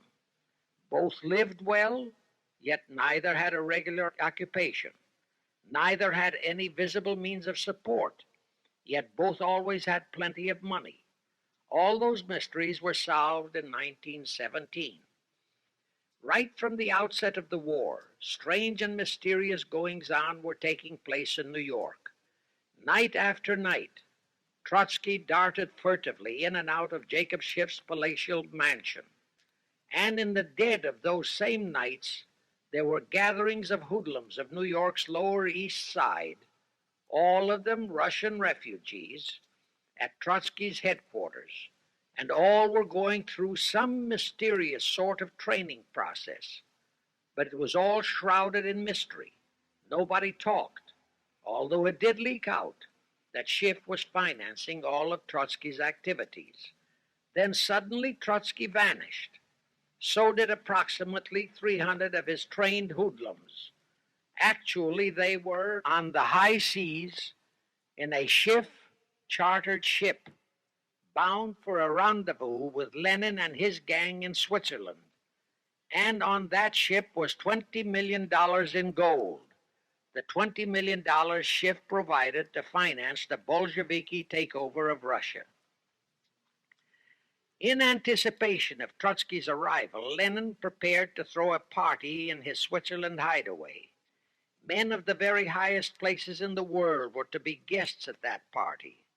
Among them were the mysterious Colonel Edward Mandell House, Woodrow Wilson's mentor and palsy-walsy, and more important, Schiff's special and confidential messenger.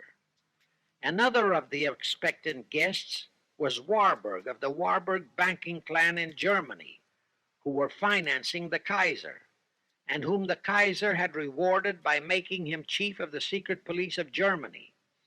In addition, there were the Rothschilds of London and Paris, also Litvinov, Kaganovich, Stalin, who was then head of a train and bank-robbing gang of bandits. He was known as the Jesse James of the Urals.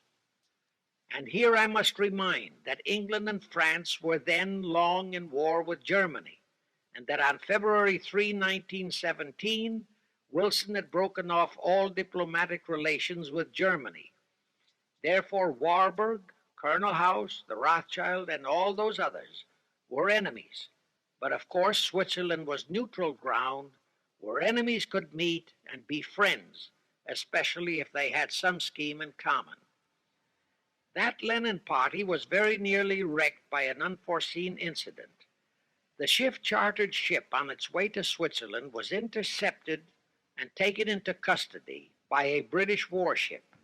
But Schiff quickly rushed orders to Wilson to order the British to release the ship intact with the Trotsky hoodlums and the gold.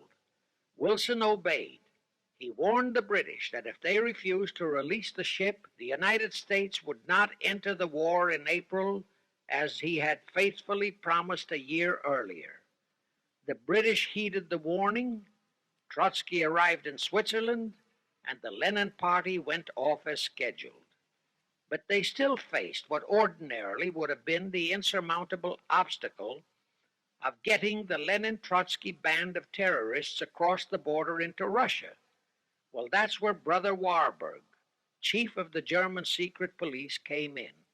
He loaded all those thugs into sealed freight cars and made all the necessary arrangement for their secret entry into Russia. The rest is history.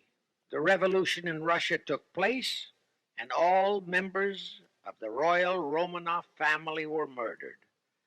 Now, my chief objective is to establish beyond even a remote doubt that communism, so-called, is an integral part of the Illuminati's great conspiracy for the enslavement of the entire world, that communism, so-called, is merely their weapon and bogeyman word to terrify the peoples of the whole world, and that the conquest of Russia and the creation of communism was in great part organized by Schiff and the other international bankers right in our own city of New York. A fantastic story? Yes, some might even refuse to believe it.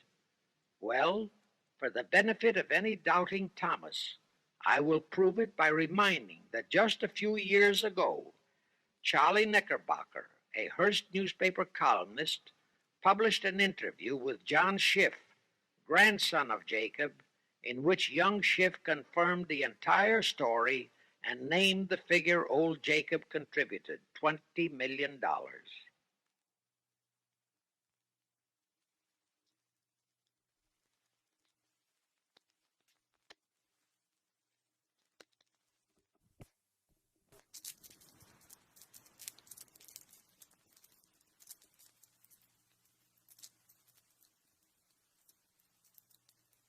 If anybody still has even a remote doubt that the entire menace of communism was created by the masterminds of the great conspiracy right in our own city of New York, I will cite the following historical fact.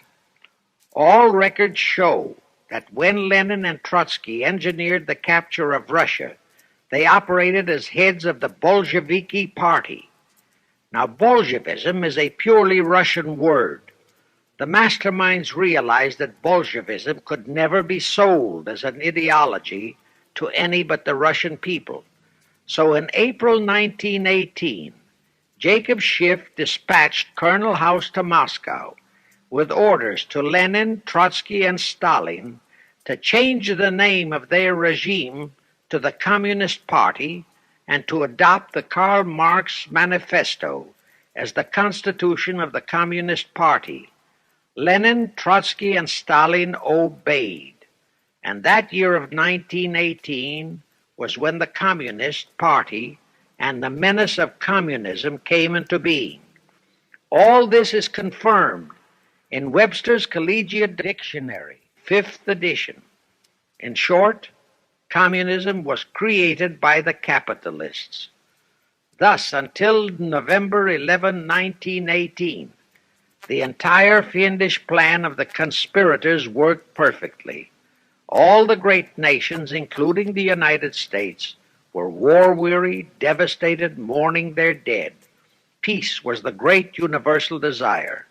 Thus, when it was proposed by Wilson to set up a League of Nations to ensure peace, all the great nations, with no Russian czar to stand in their way, jumped on that bandwagon without even stopping to read the fine print in that insurance policy. That is all but one, the United States, the very one that Schiff and his co-conspirators least expected would balk. And that was their one fatal mistake in that early plot. You see, when Schiff planted Woodrow Wilson in the White House, the conspirators assumed that they had the United States in the proverbial bag. Wilson had been perfectly built up as a great humanitarian. He supposedly became established as a God-man with the American people. There was every reason for the conspirators to have believed that he would easily hornswoggle Congress into buying the League of Nations sight unseen, exactly as the Congress of 1945 bought the United Nations sight unseen.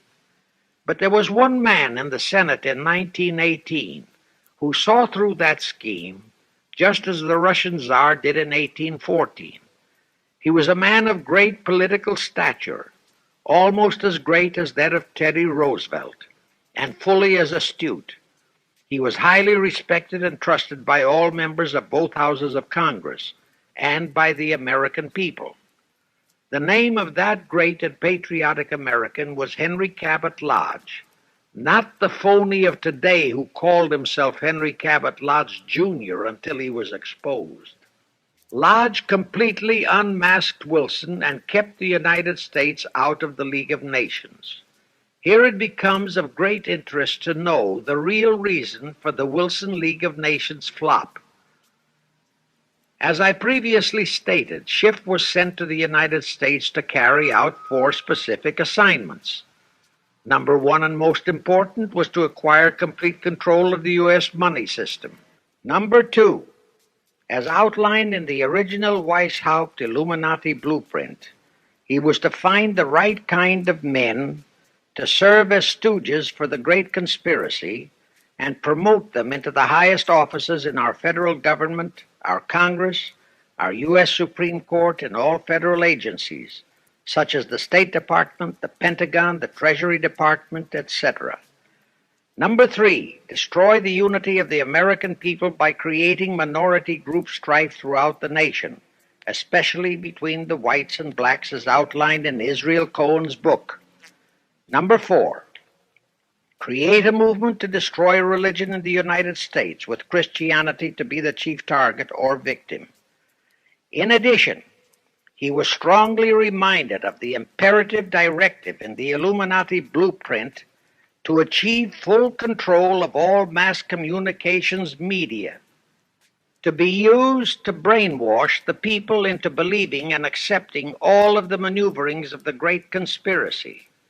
Schiff was warned that only control of the press, at that time our only mass communications media, would enable him to destroy the unity of the American people. Now then, Schiff and his co-conspirators did set up the NAACP, the National Association for the Advancement of the Colored People, in 1909. And in 1913, he set up the Anti-Defamation League of the B'nai B'rith. Both were to create the necessary strife. But in the early years, the ADL operated very timidly, perhaps for fear of a pogrom-like action by an aroused and enraged American people. And the NAACP was practically dormant because its white leadership didn't realize that they would have to develop firebrand Negro leaders, such as Martin Lucifer King, for one, to spark the then completely satisfied and contented mass of Negroes. In addition, Schiff, was busy developing and infiltrating the Stooges to serve in all high places in our Washington government, and in the job of acquiring control of our money system and the creation of the 16th Amendment. He also was very busy with the organizing of the plot for the takeover of Russia. In short, he was kept so busy with all those jobs that he completely overlooked the supreme job of acquiring complete control of our mass communications media. That oversight was the direct cause for Wilson's failure to lure the United States into the League of Nations, because when Wilson decided to go to the people to overcome the opposition of the Lodge-controlled Senate, despite his established but phony reputation as a great humanitarian, he found himself faced by a solidly united people and by a loyal press whose only ideology was Americanism and the American way of life. At that time, due to the ineptness and ineffectiveness of both the ADL and the NAACP, there were no organized minority groups, no Negro problems, no so-called anti-Semitic problem to sway the people's thinking. There were no lefts, there were no rights, no prejudices for crafty exploitations. Thus, Wilson's League of Nations appeals fell on deaf ears. That was the end of Woodrow Wilson, the conspirator's great humanitarian. He quickly abandoned his crusade and returned to Washington, where he shortly died an imbecile brought on by syphilis. And that was the end of the League of Nations as a corridor into one world government. Of course, that debacle was a terrible disappointment to the masterminds of the Illuminati conspiracy. But they were not discouraged. As I have previously stressed, this enemy never quits. They simply decided to reorganize and try from scratch again. By this time, Schiff was very old and slow.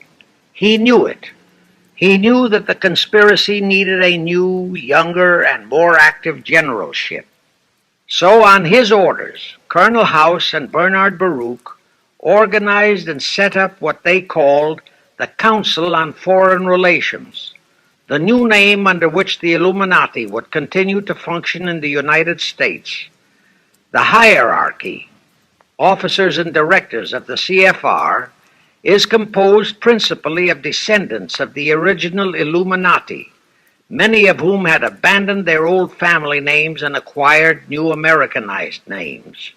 For one example, we have Dillon, who was Secretary of Treasury of the United States, whose original name was Lepowski.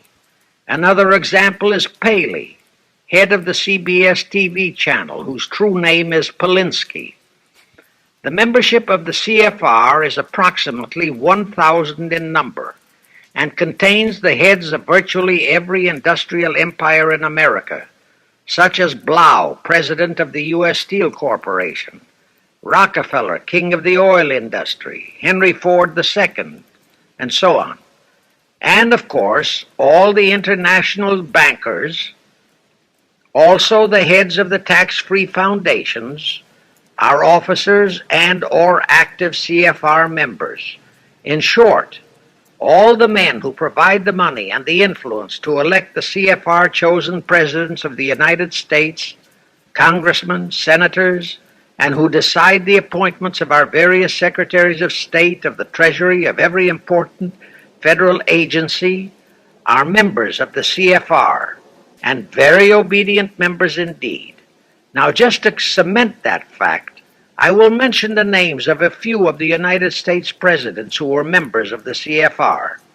Franklin Roosevelt, Herbert Hoover, Dwight D. Eisenhower, Jack Kennedy.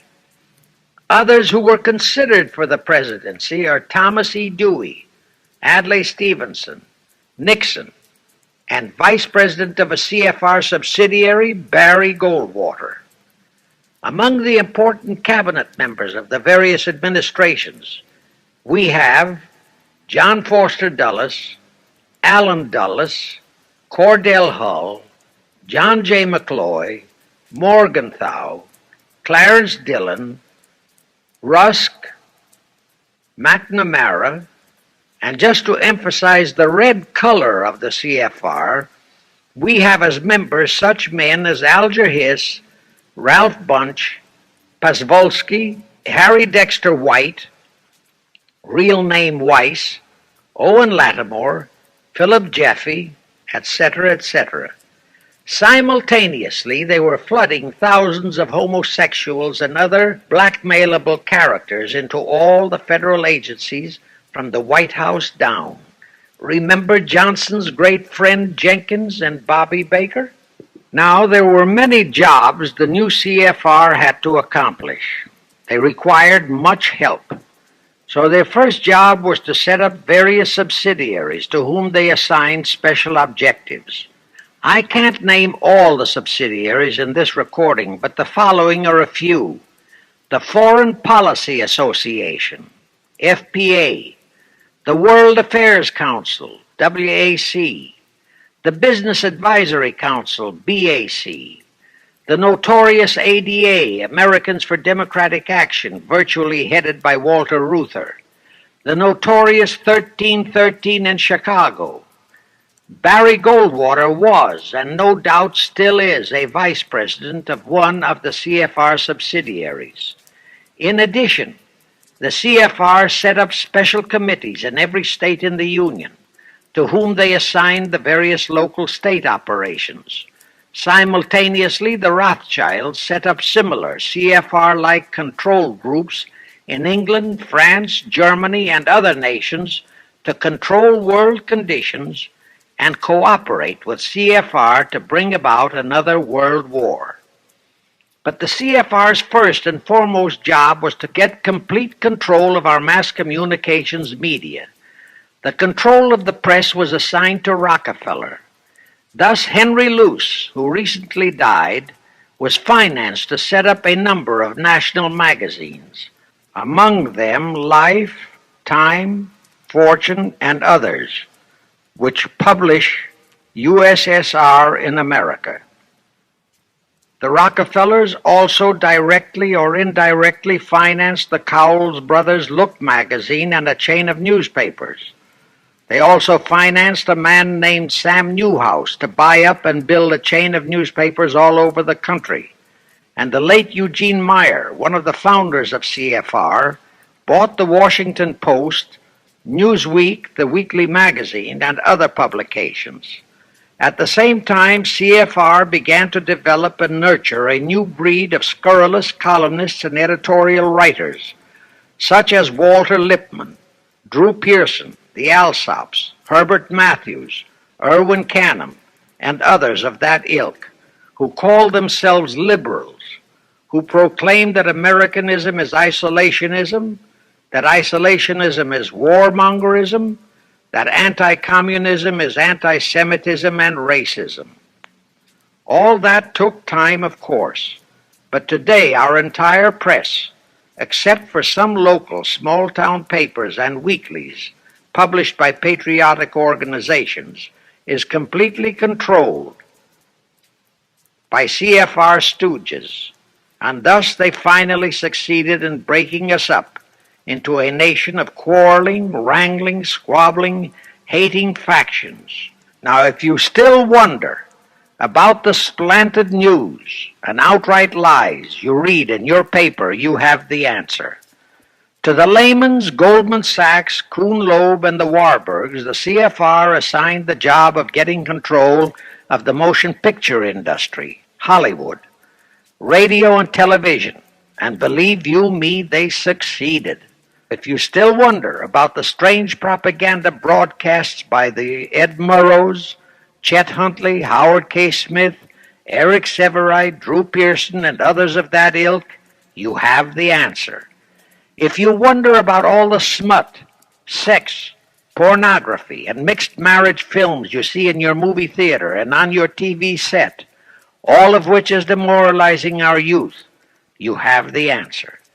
The whole story of the CFR conspiracy takeover of our mass communications media is far too long to include in this recording, but you can find it in the News Bulletin number 125, entitled How to Get the Reds Out of Communications Media.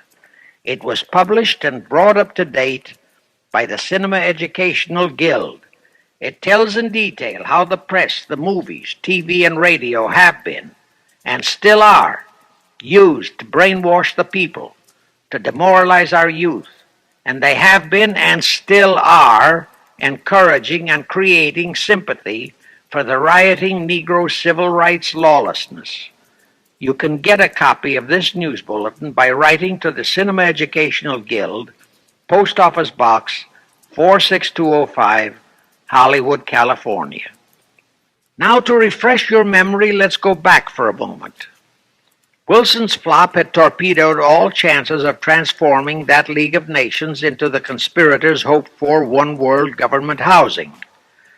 So the Jacob Schiff plot had to be done all over again, and they organized the CFR to do it. We also know how successfully the CFR did that job of brainwashing and destroying the unity of the American people.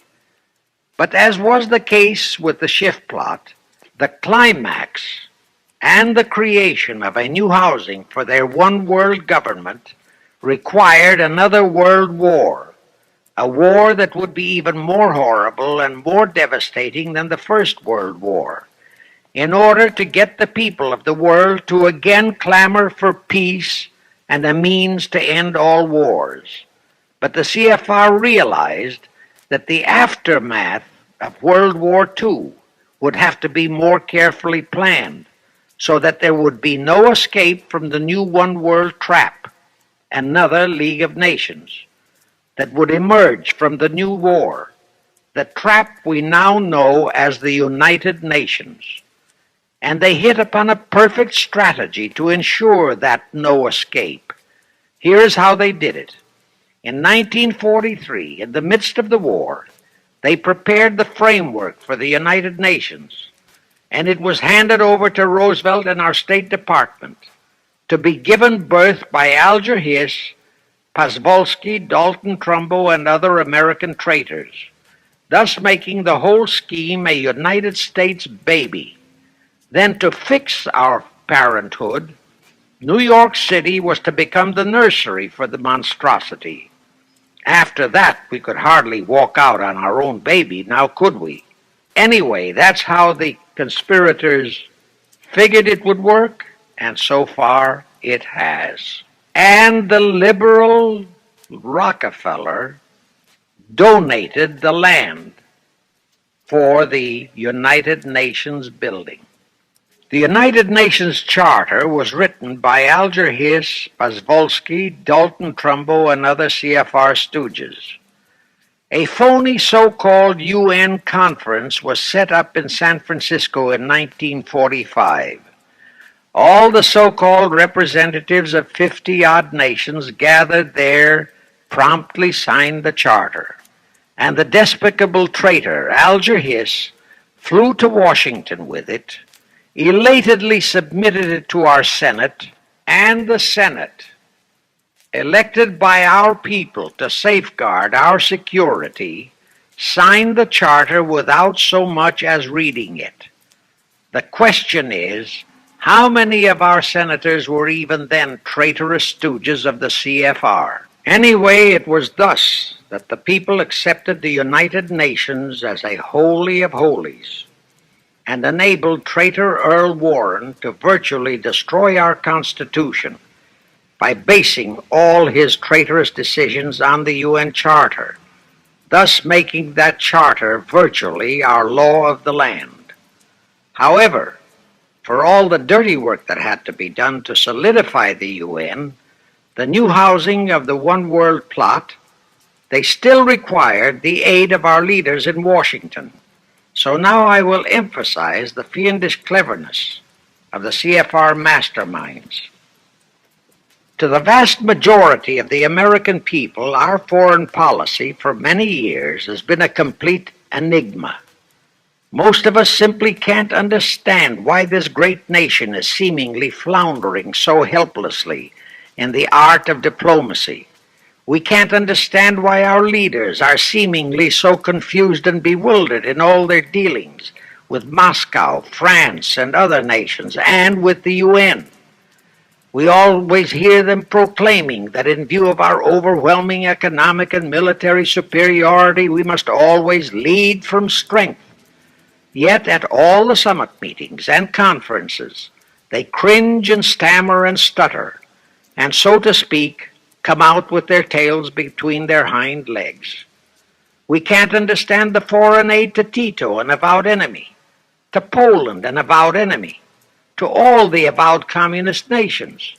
We can't understand why the expenditure of hundreds of billions of dollars has failed to slow down, let alone stop, the march of communism. We are perplexed by the seeming ineptness of the State Department, the Defense Department, the CIA, the USIA, of all our federal agencies.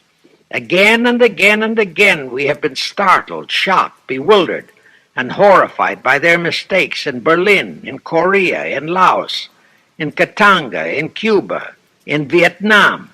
Mistakes that always favor the enemy, never the United States.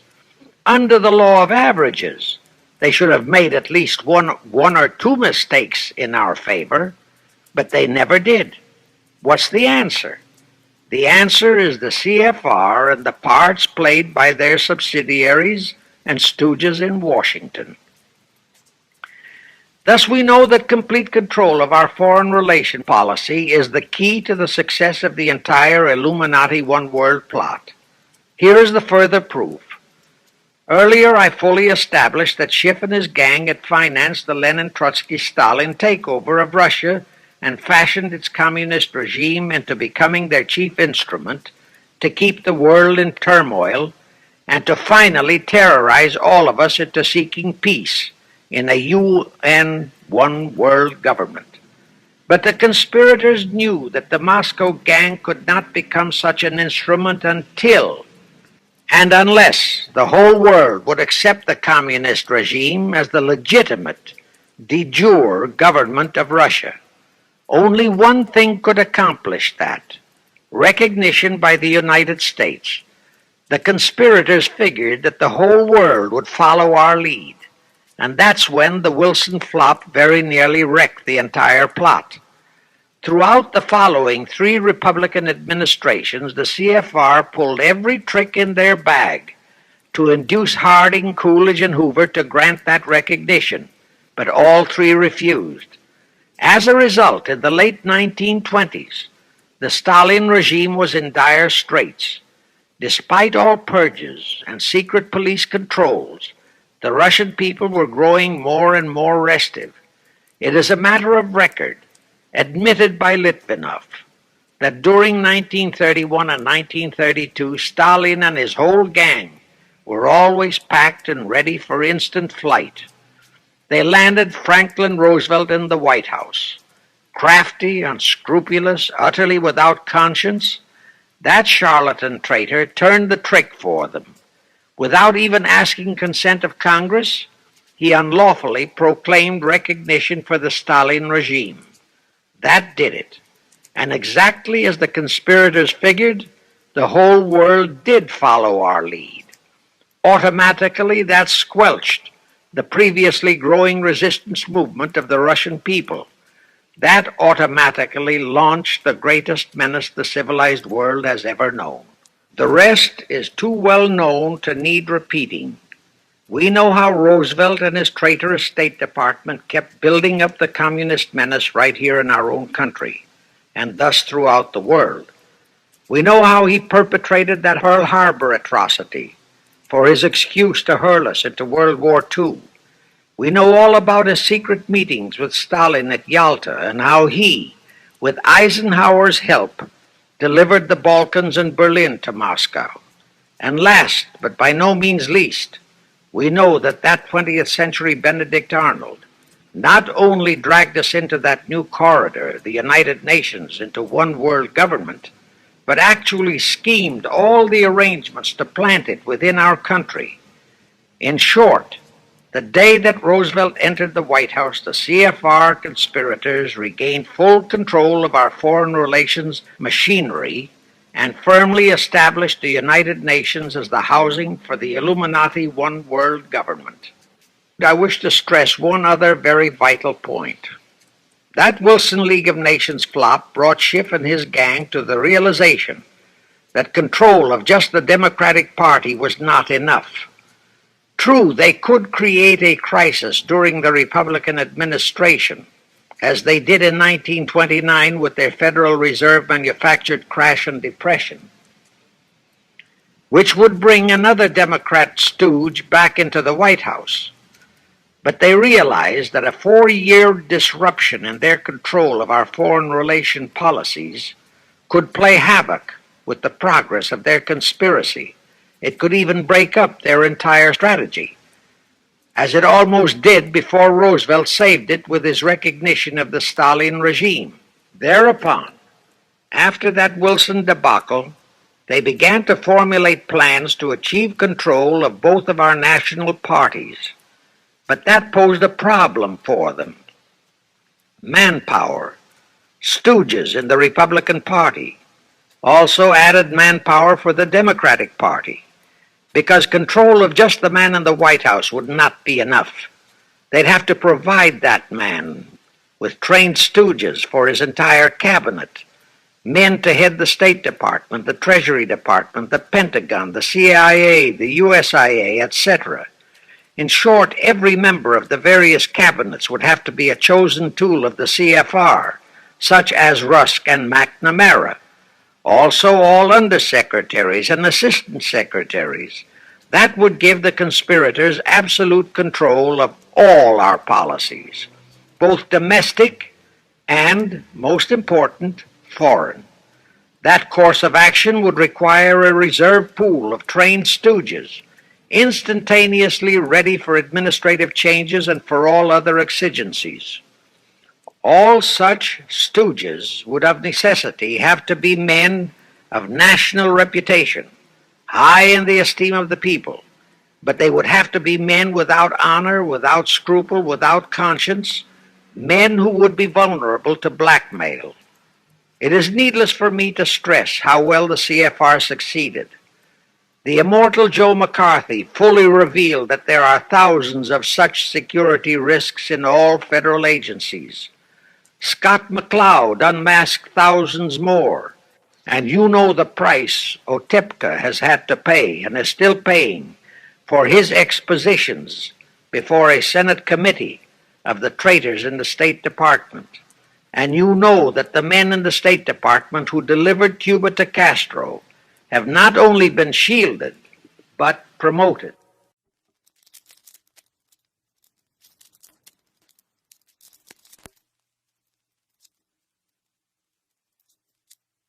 Now let's go back to the crux of the whole one world government plot and the maneuvering necessary to create another League of Nations to house such a government. As I have already stated, the conspirators knew that only another world war was vital for the success of their plot. It would have to be such a horrifying world war that the peoples of the world would cry out for the creation of some kind of a world organization that could assure everlasting peace. But how could such a war be brought about? All the European nations were at peace. None had any quarrels with their neighboring nations, and certainly their tools in Moscow wouldn't dare to start a war. Even Stalin realized that it would mean the overthrow of his regime unless so-called patriotism would weld the Russian people behind him. But the conspirators had to have a war. They had to find or create some kind of an incident to launch it. And they found it in a little inconspicuous and repulsive little man who called himself Adolf Hitler. Hitler, an impecunious Austrian house painter, had been a corporal in the German army. He made the defeat of Germany into a personal grievance. He began to rabble-rouse about it in the Munich, Germany area. He began to spout about restoring the greatness of the German Empire and the might of the German soldiery. He advocated the restoration of the old German military to be used to conquer the whole world. Strangely enough, Hitler, the little clown that he was, could deliver a rabble-rousing speech, and he did have a certain kind of magnetism. But the new authorities in Germany didn't want any more wars, and they promptly threw the obnoxious Austrian house painter into a prison cell. Aha! Here was the man, decided the conspirators, who, properly directed and financed, could be the key to another world war. So while he was in prison, they had Rudolf Hess and Goering write a book which they titled Mein Kampf and attributed the authorship to Hitler, exactly as Litvinov wrote Mission to Moscow and attributed the authorship to Joseph Davies, then our ambassador to Russia and a stooge of the CFR. In Mein Kampf, Hitler, the pseudo-author, outlined his grievances and how he would restore the German people to their former greatness. The conspirators then arranged for a wide circulation of the book among the German people in order to arouse a fanatical following for him. On his release from prison, also arranged by the conspirators, they began to groom him and finance him to travel to other parts of Germany to deliver his rabble-rousing speeches. Soon he gathered a growing following among other veterans of the war, and that soon spread to the masses, who began to see in him a savior for their beloved Germany. Then came his leadership of what he called his brown shirt army and the march on Berlin. That required a great deal of financing, but the Rothschilds, the Warburgs, and others of the conspirators provided all the money he needed. Gradually, Hitler became the idol of the German people, and then they overthrew the von Hindenburg government, and Hitler became the new Führer. But that still was no reason for a war. The rest of the world watched Hitler's rise, but saw no reason to interfere in what was distinctly a domestic condition within Germany. Certainly none of the other nations felt it was a reason for another war against Germany, and the German people were not yet incited into enough of a frenzy to commit any acts against any neighboring nation, not even against France, that would lead to a war. The conspirators realized they would have to create such a frenzy that would cause the German people to throw caution to the winds and at the same time horrify the whole world. And incidentally, Mein Kampf was actually a follow-up of Karl Marx's book, A World Without Jews. The conspirators suddenly remembered how the Schiff-Rothschild gang had engineered the pogroms in Russia, which slaughtered many, many thousands of Jews and created a worldwide hatred for Russia. And they decided to use that same unconscionable trick to inflame the new Hitler-led German people into a murderous hatred of the Jews. Now, it is true that the German people never had any particular affection for the Jews, ingrained hatred for them. Such a hatred would have to be manufactured, so Hitler was used to create it. He saw in it the grisly gimmick to make him the God-man of the German people. Thus, craftily inspired and coached by his financial advisors, the Warburgs, Rothschilds, and all the Illuminati masterminds, he blamed the Jews for the hated Versailles Treaty and for the financial ruination that followed the war. The rest is history. We know all about the Hitler concentration camps and the incineration of hundreds of thousands of Jews, not the 6 million, nor even the 600,000 claimed by the conspirators, but it was enough.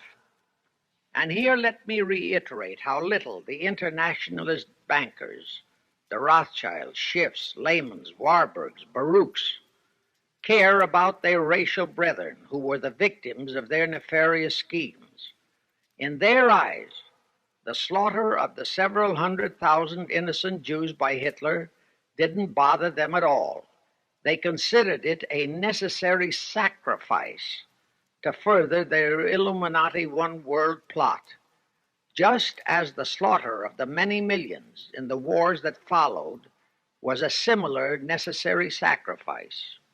And here is another grisly detail about those concentration camps. Many of the Hitler soldier executioners in those camps had previously been sent to Russia to acquire their arts of torture and brutalization so as to emphasize the horrors of the atrocities.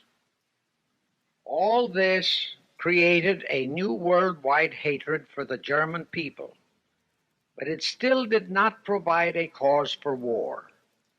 Thereupon Hitler was in land. You remember how Chamberlain, diplomats of Czechoslovakia and France surrendered to that demand. That led to further Hitlerian demands for territories in Poland and in the French Tsar territories. Those demands were rejected. Then came his pact with Stalin. Hitler had been screaming hatred against communism. Oh, how he ranted against communism. But actually, Nazism was nothing but socialism, and communism is, in fact, socialism. But Hitler disregarded all that. He entered into a pact with Stalin to attack and divide Poland between them. While Stalin marched into one part of Poland, for which he was never blamed, the Illuminati mastermind saw to that. Hitler launched a blitzkrieg on Poland from his side. The conspirators finally had their new world war, and what a horrible war it was. And in 1945, the conspirators finally achieved the United Nations, their new housing for their one world government. And truly amazing, all of the American people hailed this foul outfit as a holy of holies. Even after all the true facts about how the UN was created were revealed, the American people continued to worship that evil outfit. Even after a Soviet spy and traitor, even after I had publicly revealed the secret agreement between Hiss and Molotov that a Russian would always be the head of the military secretariat, and by that token, the real master of the UN, most of the American people continued to believe that the UN could do no wrong. Even after Trygve, the first Secretary General of the UN, confirmed that Hiss-Molotov secret agreement in his book For the Cause of Peace, the vast majority of our people refused to lose faith in the UN.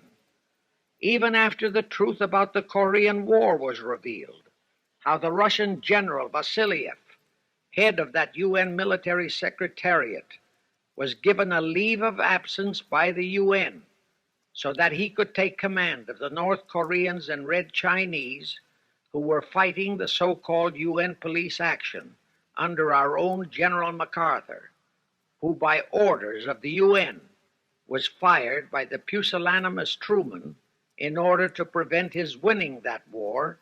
Our people still believed in the UN, despite our 150,000 sons who were murdered and maimed in that war. The people continued to regard the UN as a sure means for peace, even after it was revealed in 1951 that the UN, using our own American soldiers under UN command and the UN flag, in collusion with our traitorous State Department and the Pentagon, had been invading many small cities in California and Texas in order to perfect their plan for the complete takeover of our country. Most of our people brushed it off and continued their belief that the UN is a holy of holies. Do you know that the UN Charter was written by traitor Alger Hiss, Molotov, and Wyszynski? That Hiss and Molotov had made that secret agreement that the military chief of the UN was always to be a Russian appointed by Moscow? Do you know that at their secret meetings at Yalta, Roosevelt and Stalin, at the behest of the Illuminati operating as the CFR, decided that the UN must be placed on American soil? Do you know that most of the UN Charter was copied intact, word for word, from the Marx Manifesto and Russia's so-called Constitution? Do you know that the only two senators who voted against the UN so-called treaty were the only two senators who had read it? Do you know that since the UN was founded, communist enslavement has grown from 250 million to 1 billion? Do you know that since the UN was founded to ensure peace, there have been at least 20 major wars incited by the UN, just as they are now inciting a war against Little Rhodesia? Do you know that under the UN setup, the American taxpayers have been forced to make up the UN Treasury deficit of many millions of dollars because of Russia's refusal to pay her share? Do you know that the UN has never passed a resolution condemning Russia or her so-called satellites, but always condemns our allies? Do you know that J. Edgar Hoover said, "The overwhelming majority of the communist delegations to the UN are espionage agents"? And now, 66 senators voted for a consular treaty to open our entire country to Russian spies and saboteurs. Do you know that the UN helps Russia's conquest of the world by preventing the free world from taking any action whatsoever except to debate each new aggression in the UN General Assembly? Do you know that at the time of the Korean War, there were 60 nations in the UN, yet 95% of the UN forces were our American sons, and practically 100% of the cost was paid by the United States taxpayers? And surely you know that the UN policy during the Korean War was to prevent us from winning that war. Do you know that all the battle plans of General MacArthur had to go first to the UN to be relayed to Vasiliev, commander of the North Koreans and Red Chinese, and that any future wars fought by our sons under the UN flag would have to be fought under the control of the UN Security Council? Do you know that the UN has never done anything about the 80,000 Russian Mongolian troops that occupy Hungary? Where was the UN when the Hungarian freedom fighters were slaughtered by the Russians? Do you know that the UN and its peace army turned the Congo over to the communists? Do you know that the UN's own so-called peace force was used to crush, rape, and kill the white anti-communists in Katanga? Do you know that the UN stood by and did nothing while Red China invaded Laos and Vietnam? That it did nothing while Nehru invaded Goa and other Portuguese territories? Do you know that the UN was directly responsible for aiding Castro? That it does absolutely nothing about the many thousands of Cuban youngsters who are shipped to Russia for communist indoctrination? Do you know that Adlai Stevenson, of all people, said the free world must expect to lose more and more decisions in the UN? Do you know that the UN openly proclaims that its chief objective is one world government, which means one world laws, one world court, one world army, one world navy, one world air force, one world schools, and a one world church in which Christianity would be prohibited? Do you know that a UN law has been passed to disarm all American citizens and to transfer all our armed forces to the UN? Such a law was secretly signed by Saint Jack Kennedy in 1961. Do you realize how that fits in with Article 47, Paragraph 3 of the UN Charter, which states, I quote, "The Military Staff Committee of the UN shall be responsible through the Security Council for the strategic direction of all armed forces placed at the disposal of the Security Council," unquote. And when and if all our armed forces are transferred to the UN, your sons would be forced to serve and die under UN command all over the world. This will happen unless you fight to get the U.S. out of the UN. Do you know that Congressman James B. Utt has submitted a bill to get the U.S. out of the UN and a resolution to prevent our president from forcing us to support the UN embargoes on Rhodesia? Well, he has, and many people all over the country are writing to their representatives to support the Utt bill and resolution. And did you know that to offset the Utt bill and resolution, 50 congressmen, spearheaded by Schweiker and Moorhead of Pennsylvania, have introduced a bill to immediately transfer all our armed forces to the UN? Can you imagine such brazen treason? Is your congressman one of those 50 traitors? Find out and take immediate action against him, and help Congressman Utt. Now, do you know that the National Council of Churches passed a resolution in San Francisco which states that the United States will soon have to subordinate its will to that of the UN, and that all American citizens must be prepared to accept it? Is your church a member of the National Council of Churches? In connection with that, bear in mind that God is never mentioned in the UN Charter, and their meetings are never opened with prayer.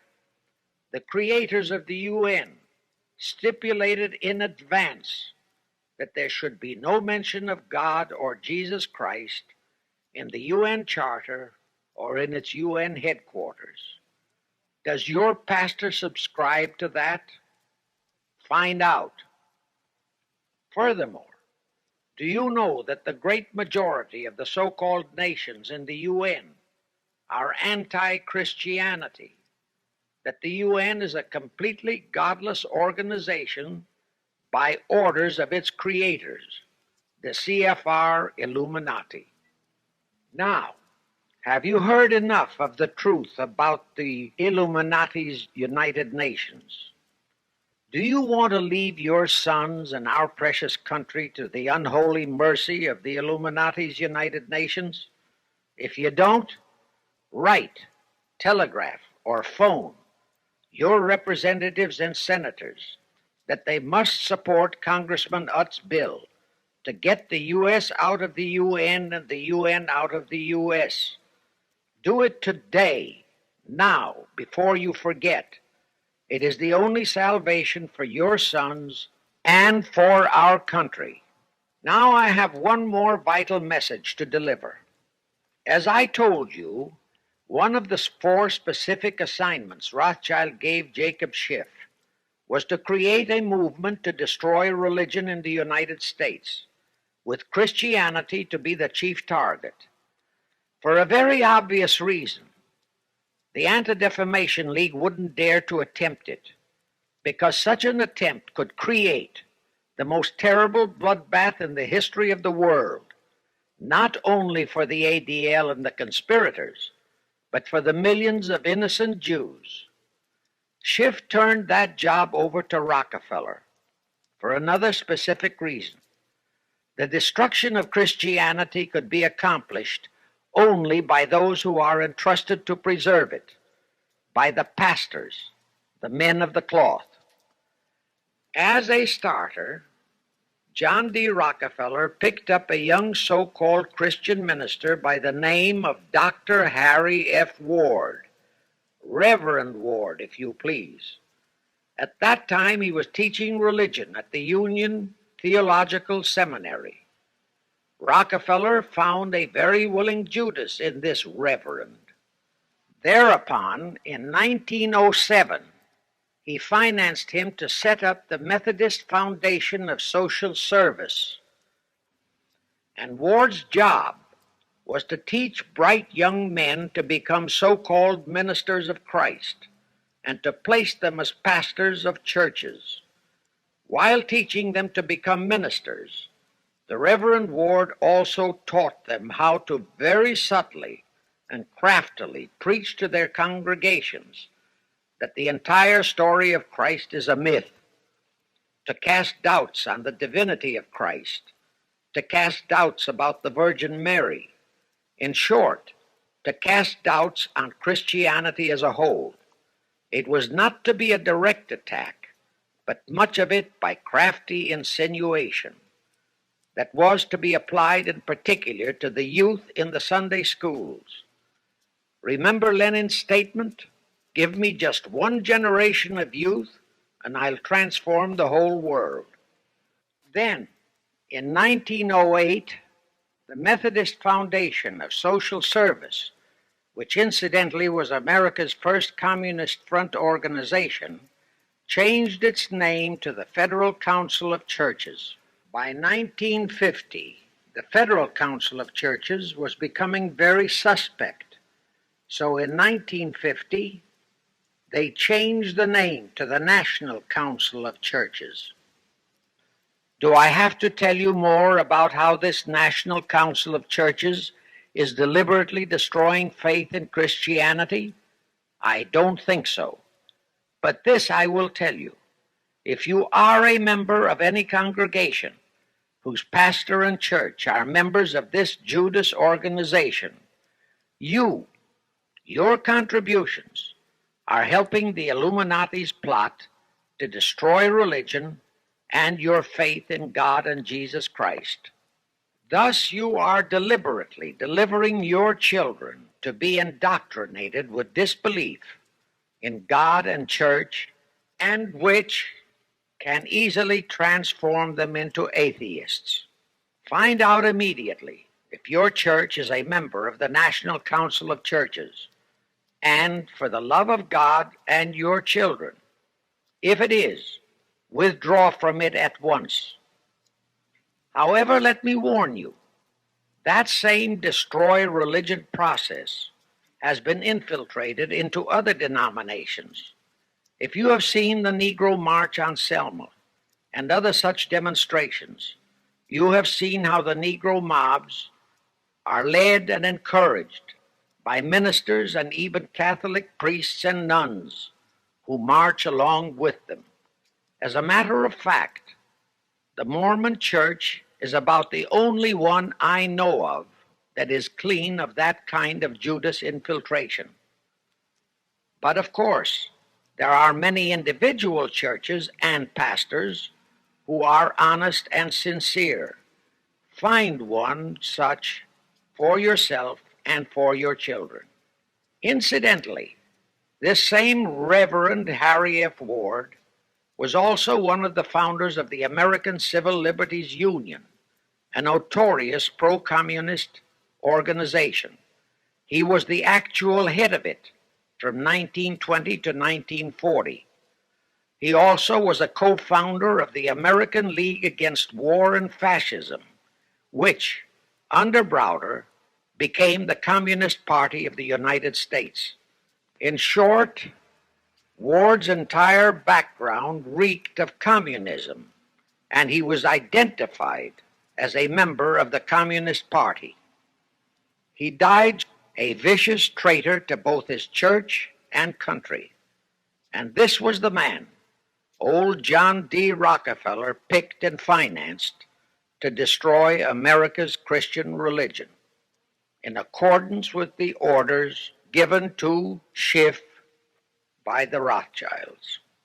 In conclusion, I have this to say. You probably are familiar with the story of how one Dr. Frankenstein created a monster to do his will of destroying his chosen victims, but how instead, in the end, that monster turned on his own creator, Frankenstein, and destroyed him. Well, the Illuminati, CFR, has created a monster called the United Nations, who, supported by their minority groups, rioting Negroes, the traitorous mass communications media, and the traitors in Washington, was created to destroy the American people. Well, we know all about that many-headed Hydra monster.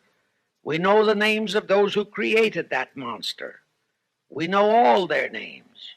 And I predict that one fine day the American people will come fully awake and cause that very monster to destroy its creator.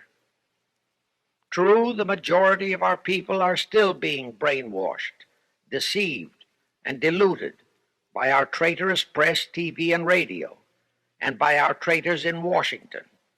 But surely, by now, enough is known about the UN to stamp that outfit as a deadly, poisonous rattlesnake in our midst. My only wonder is what it will take to awaken and arouse our people to the full truth. Perhaps this record will do it. 100,000 or 1,000,000 copies of this record can do it. I pray to God it will, and I pray to Him to inspire you, all of you, to spread this story via this record to all loyal Americans in your community. You can do it by playing it to study groups assembled in your homes, at meetings of the American Legion, the VFW, the DAR, all other civic groups and women's clubs, especially the women's clubs who have their sons' lives at stake. With this record, I have provided you with the weapon that will destroy the monster.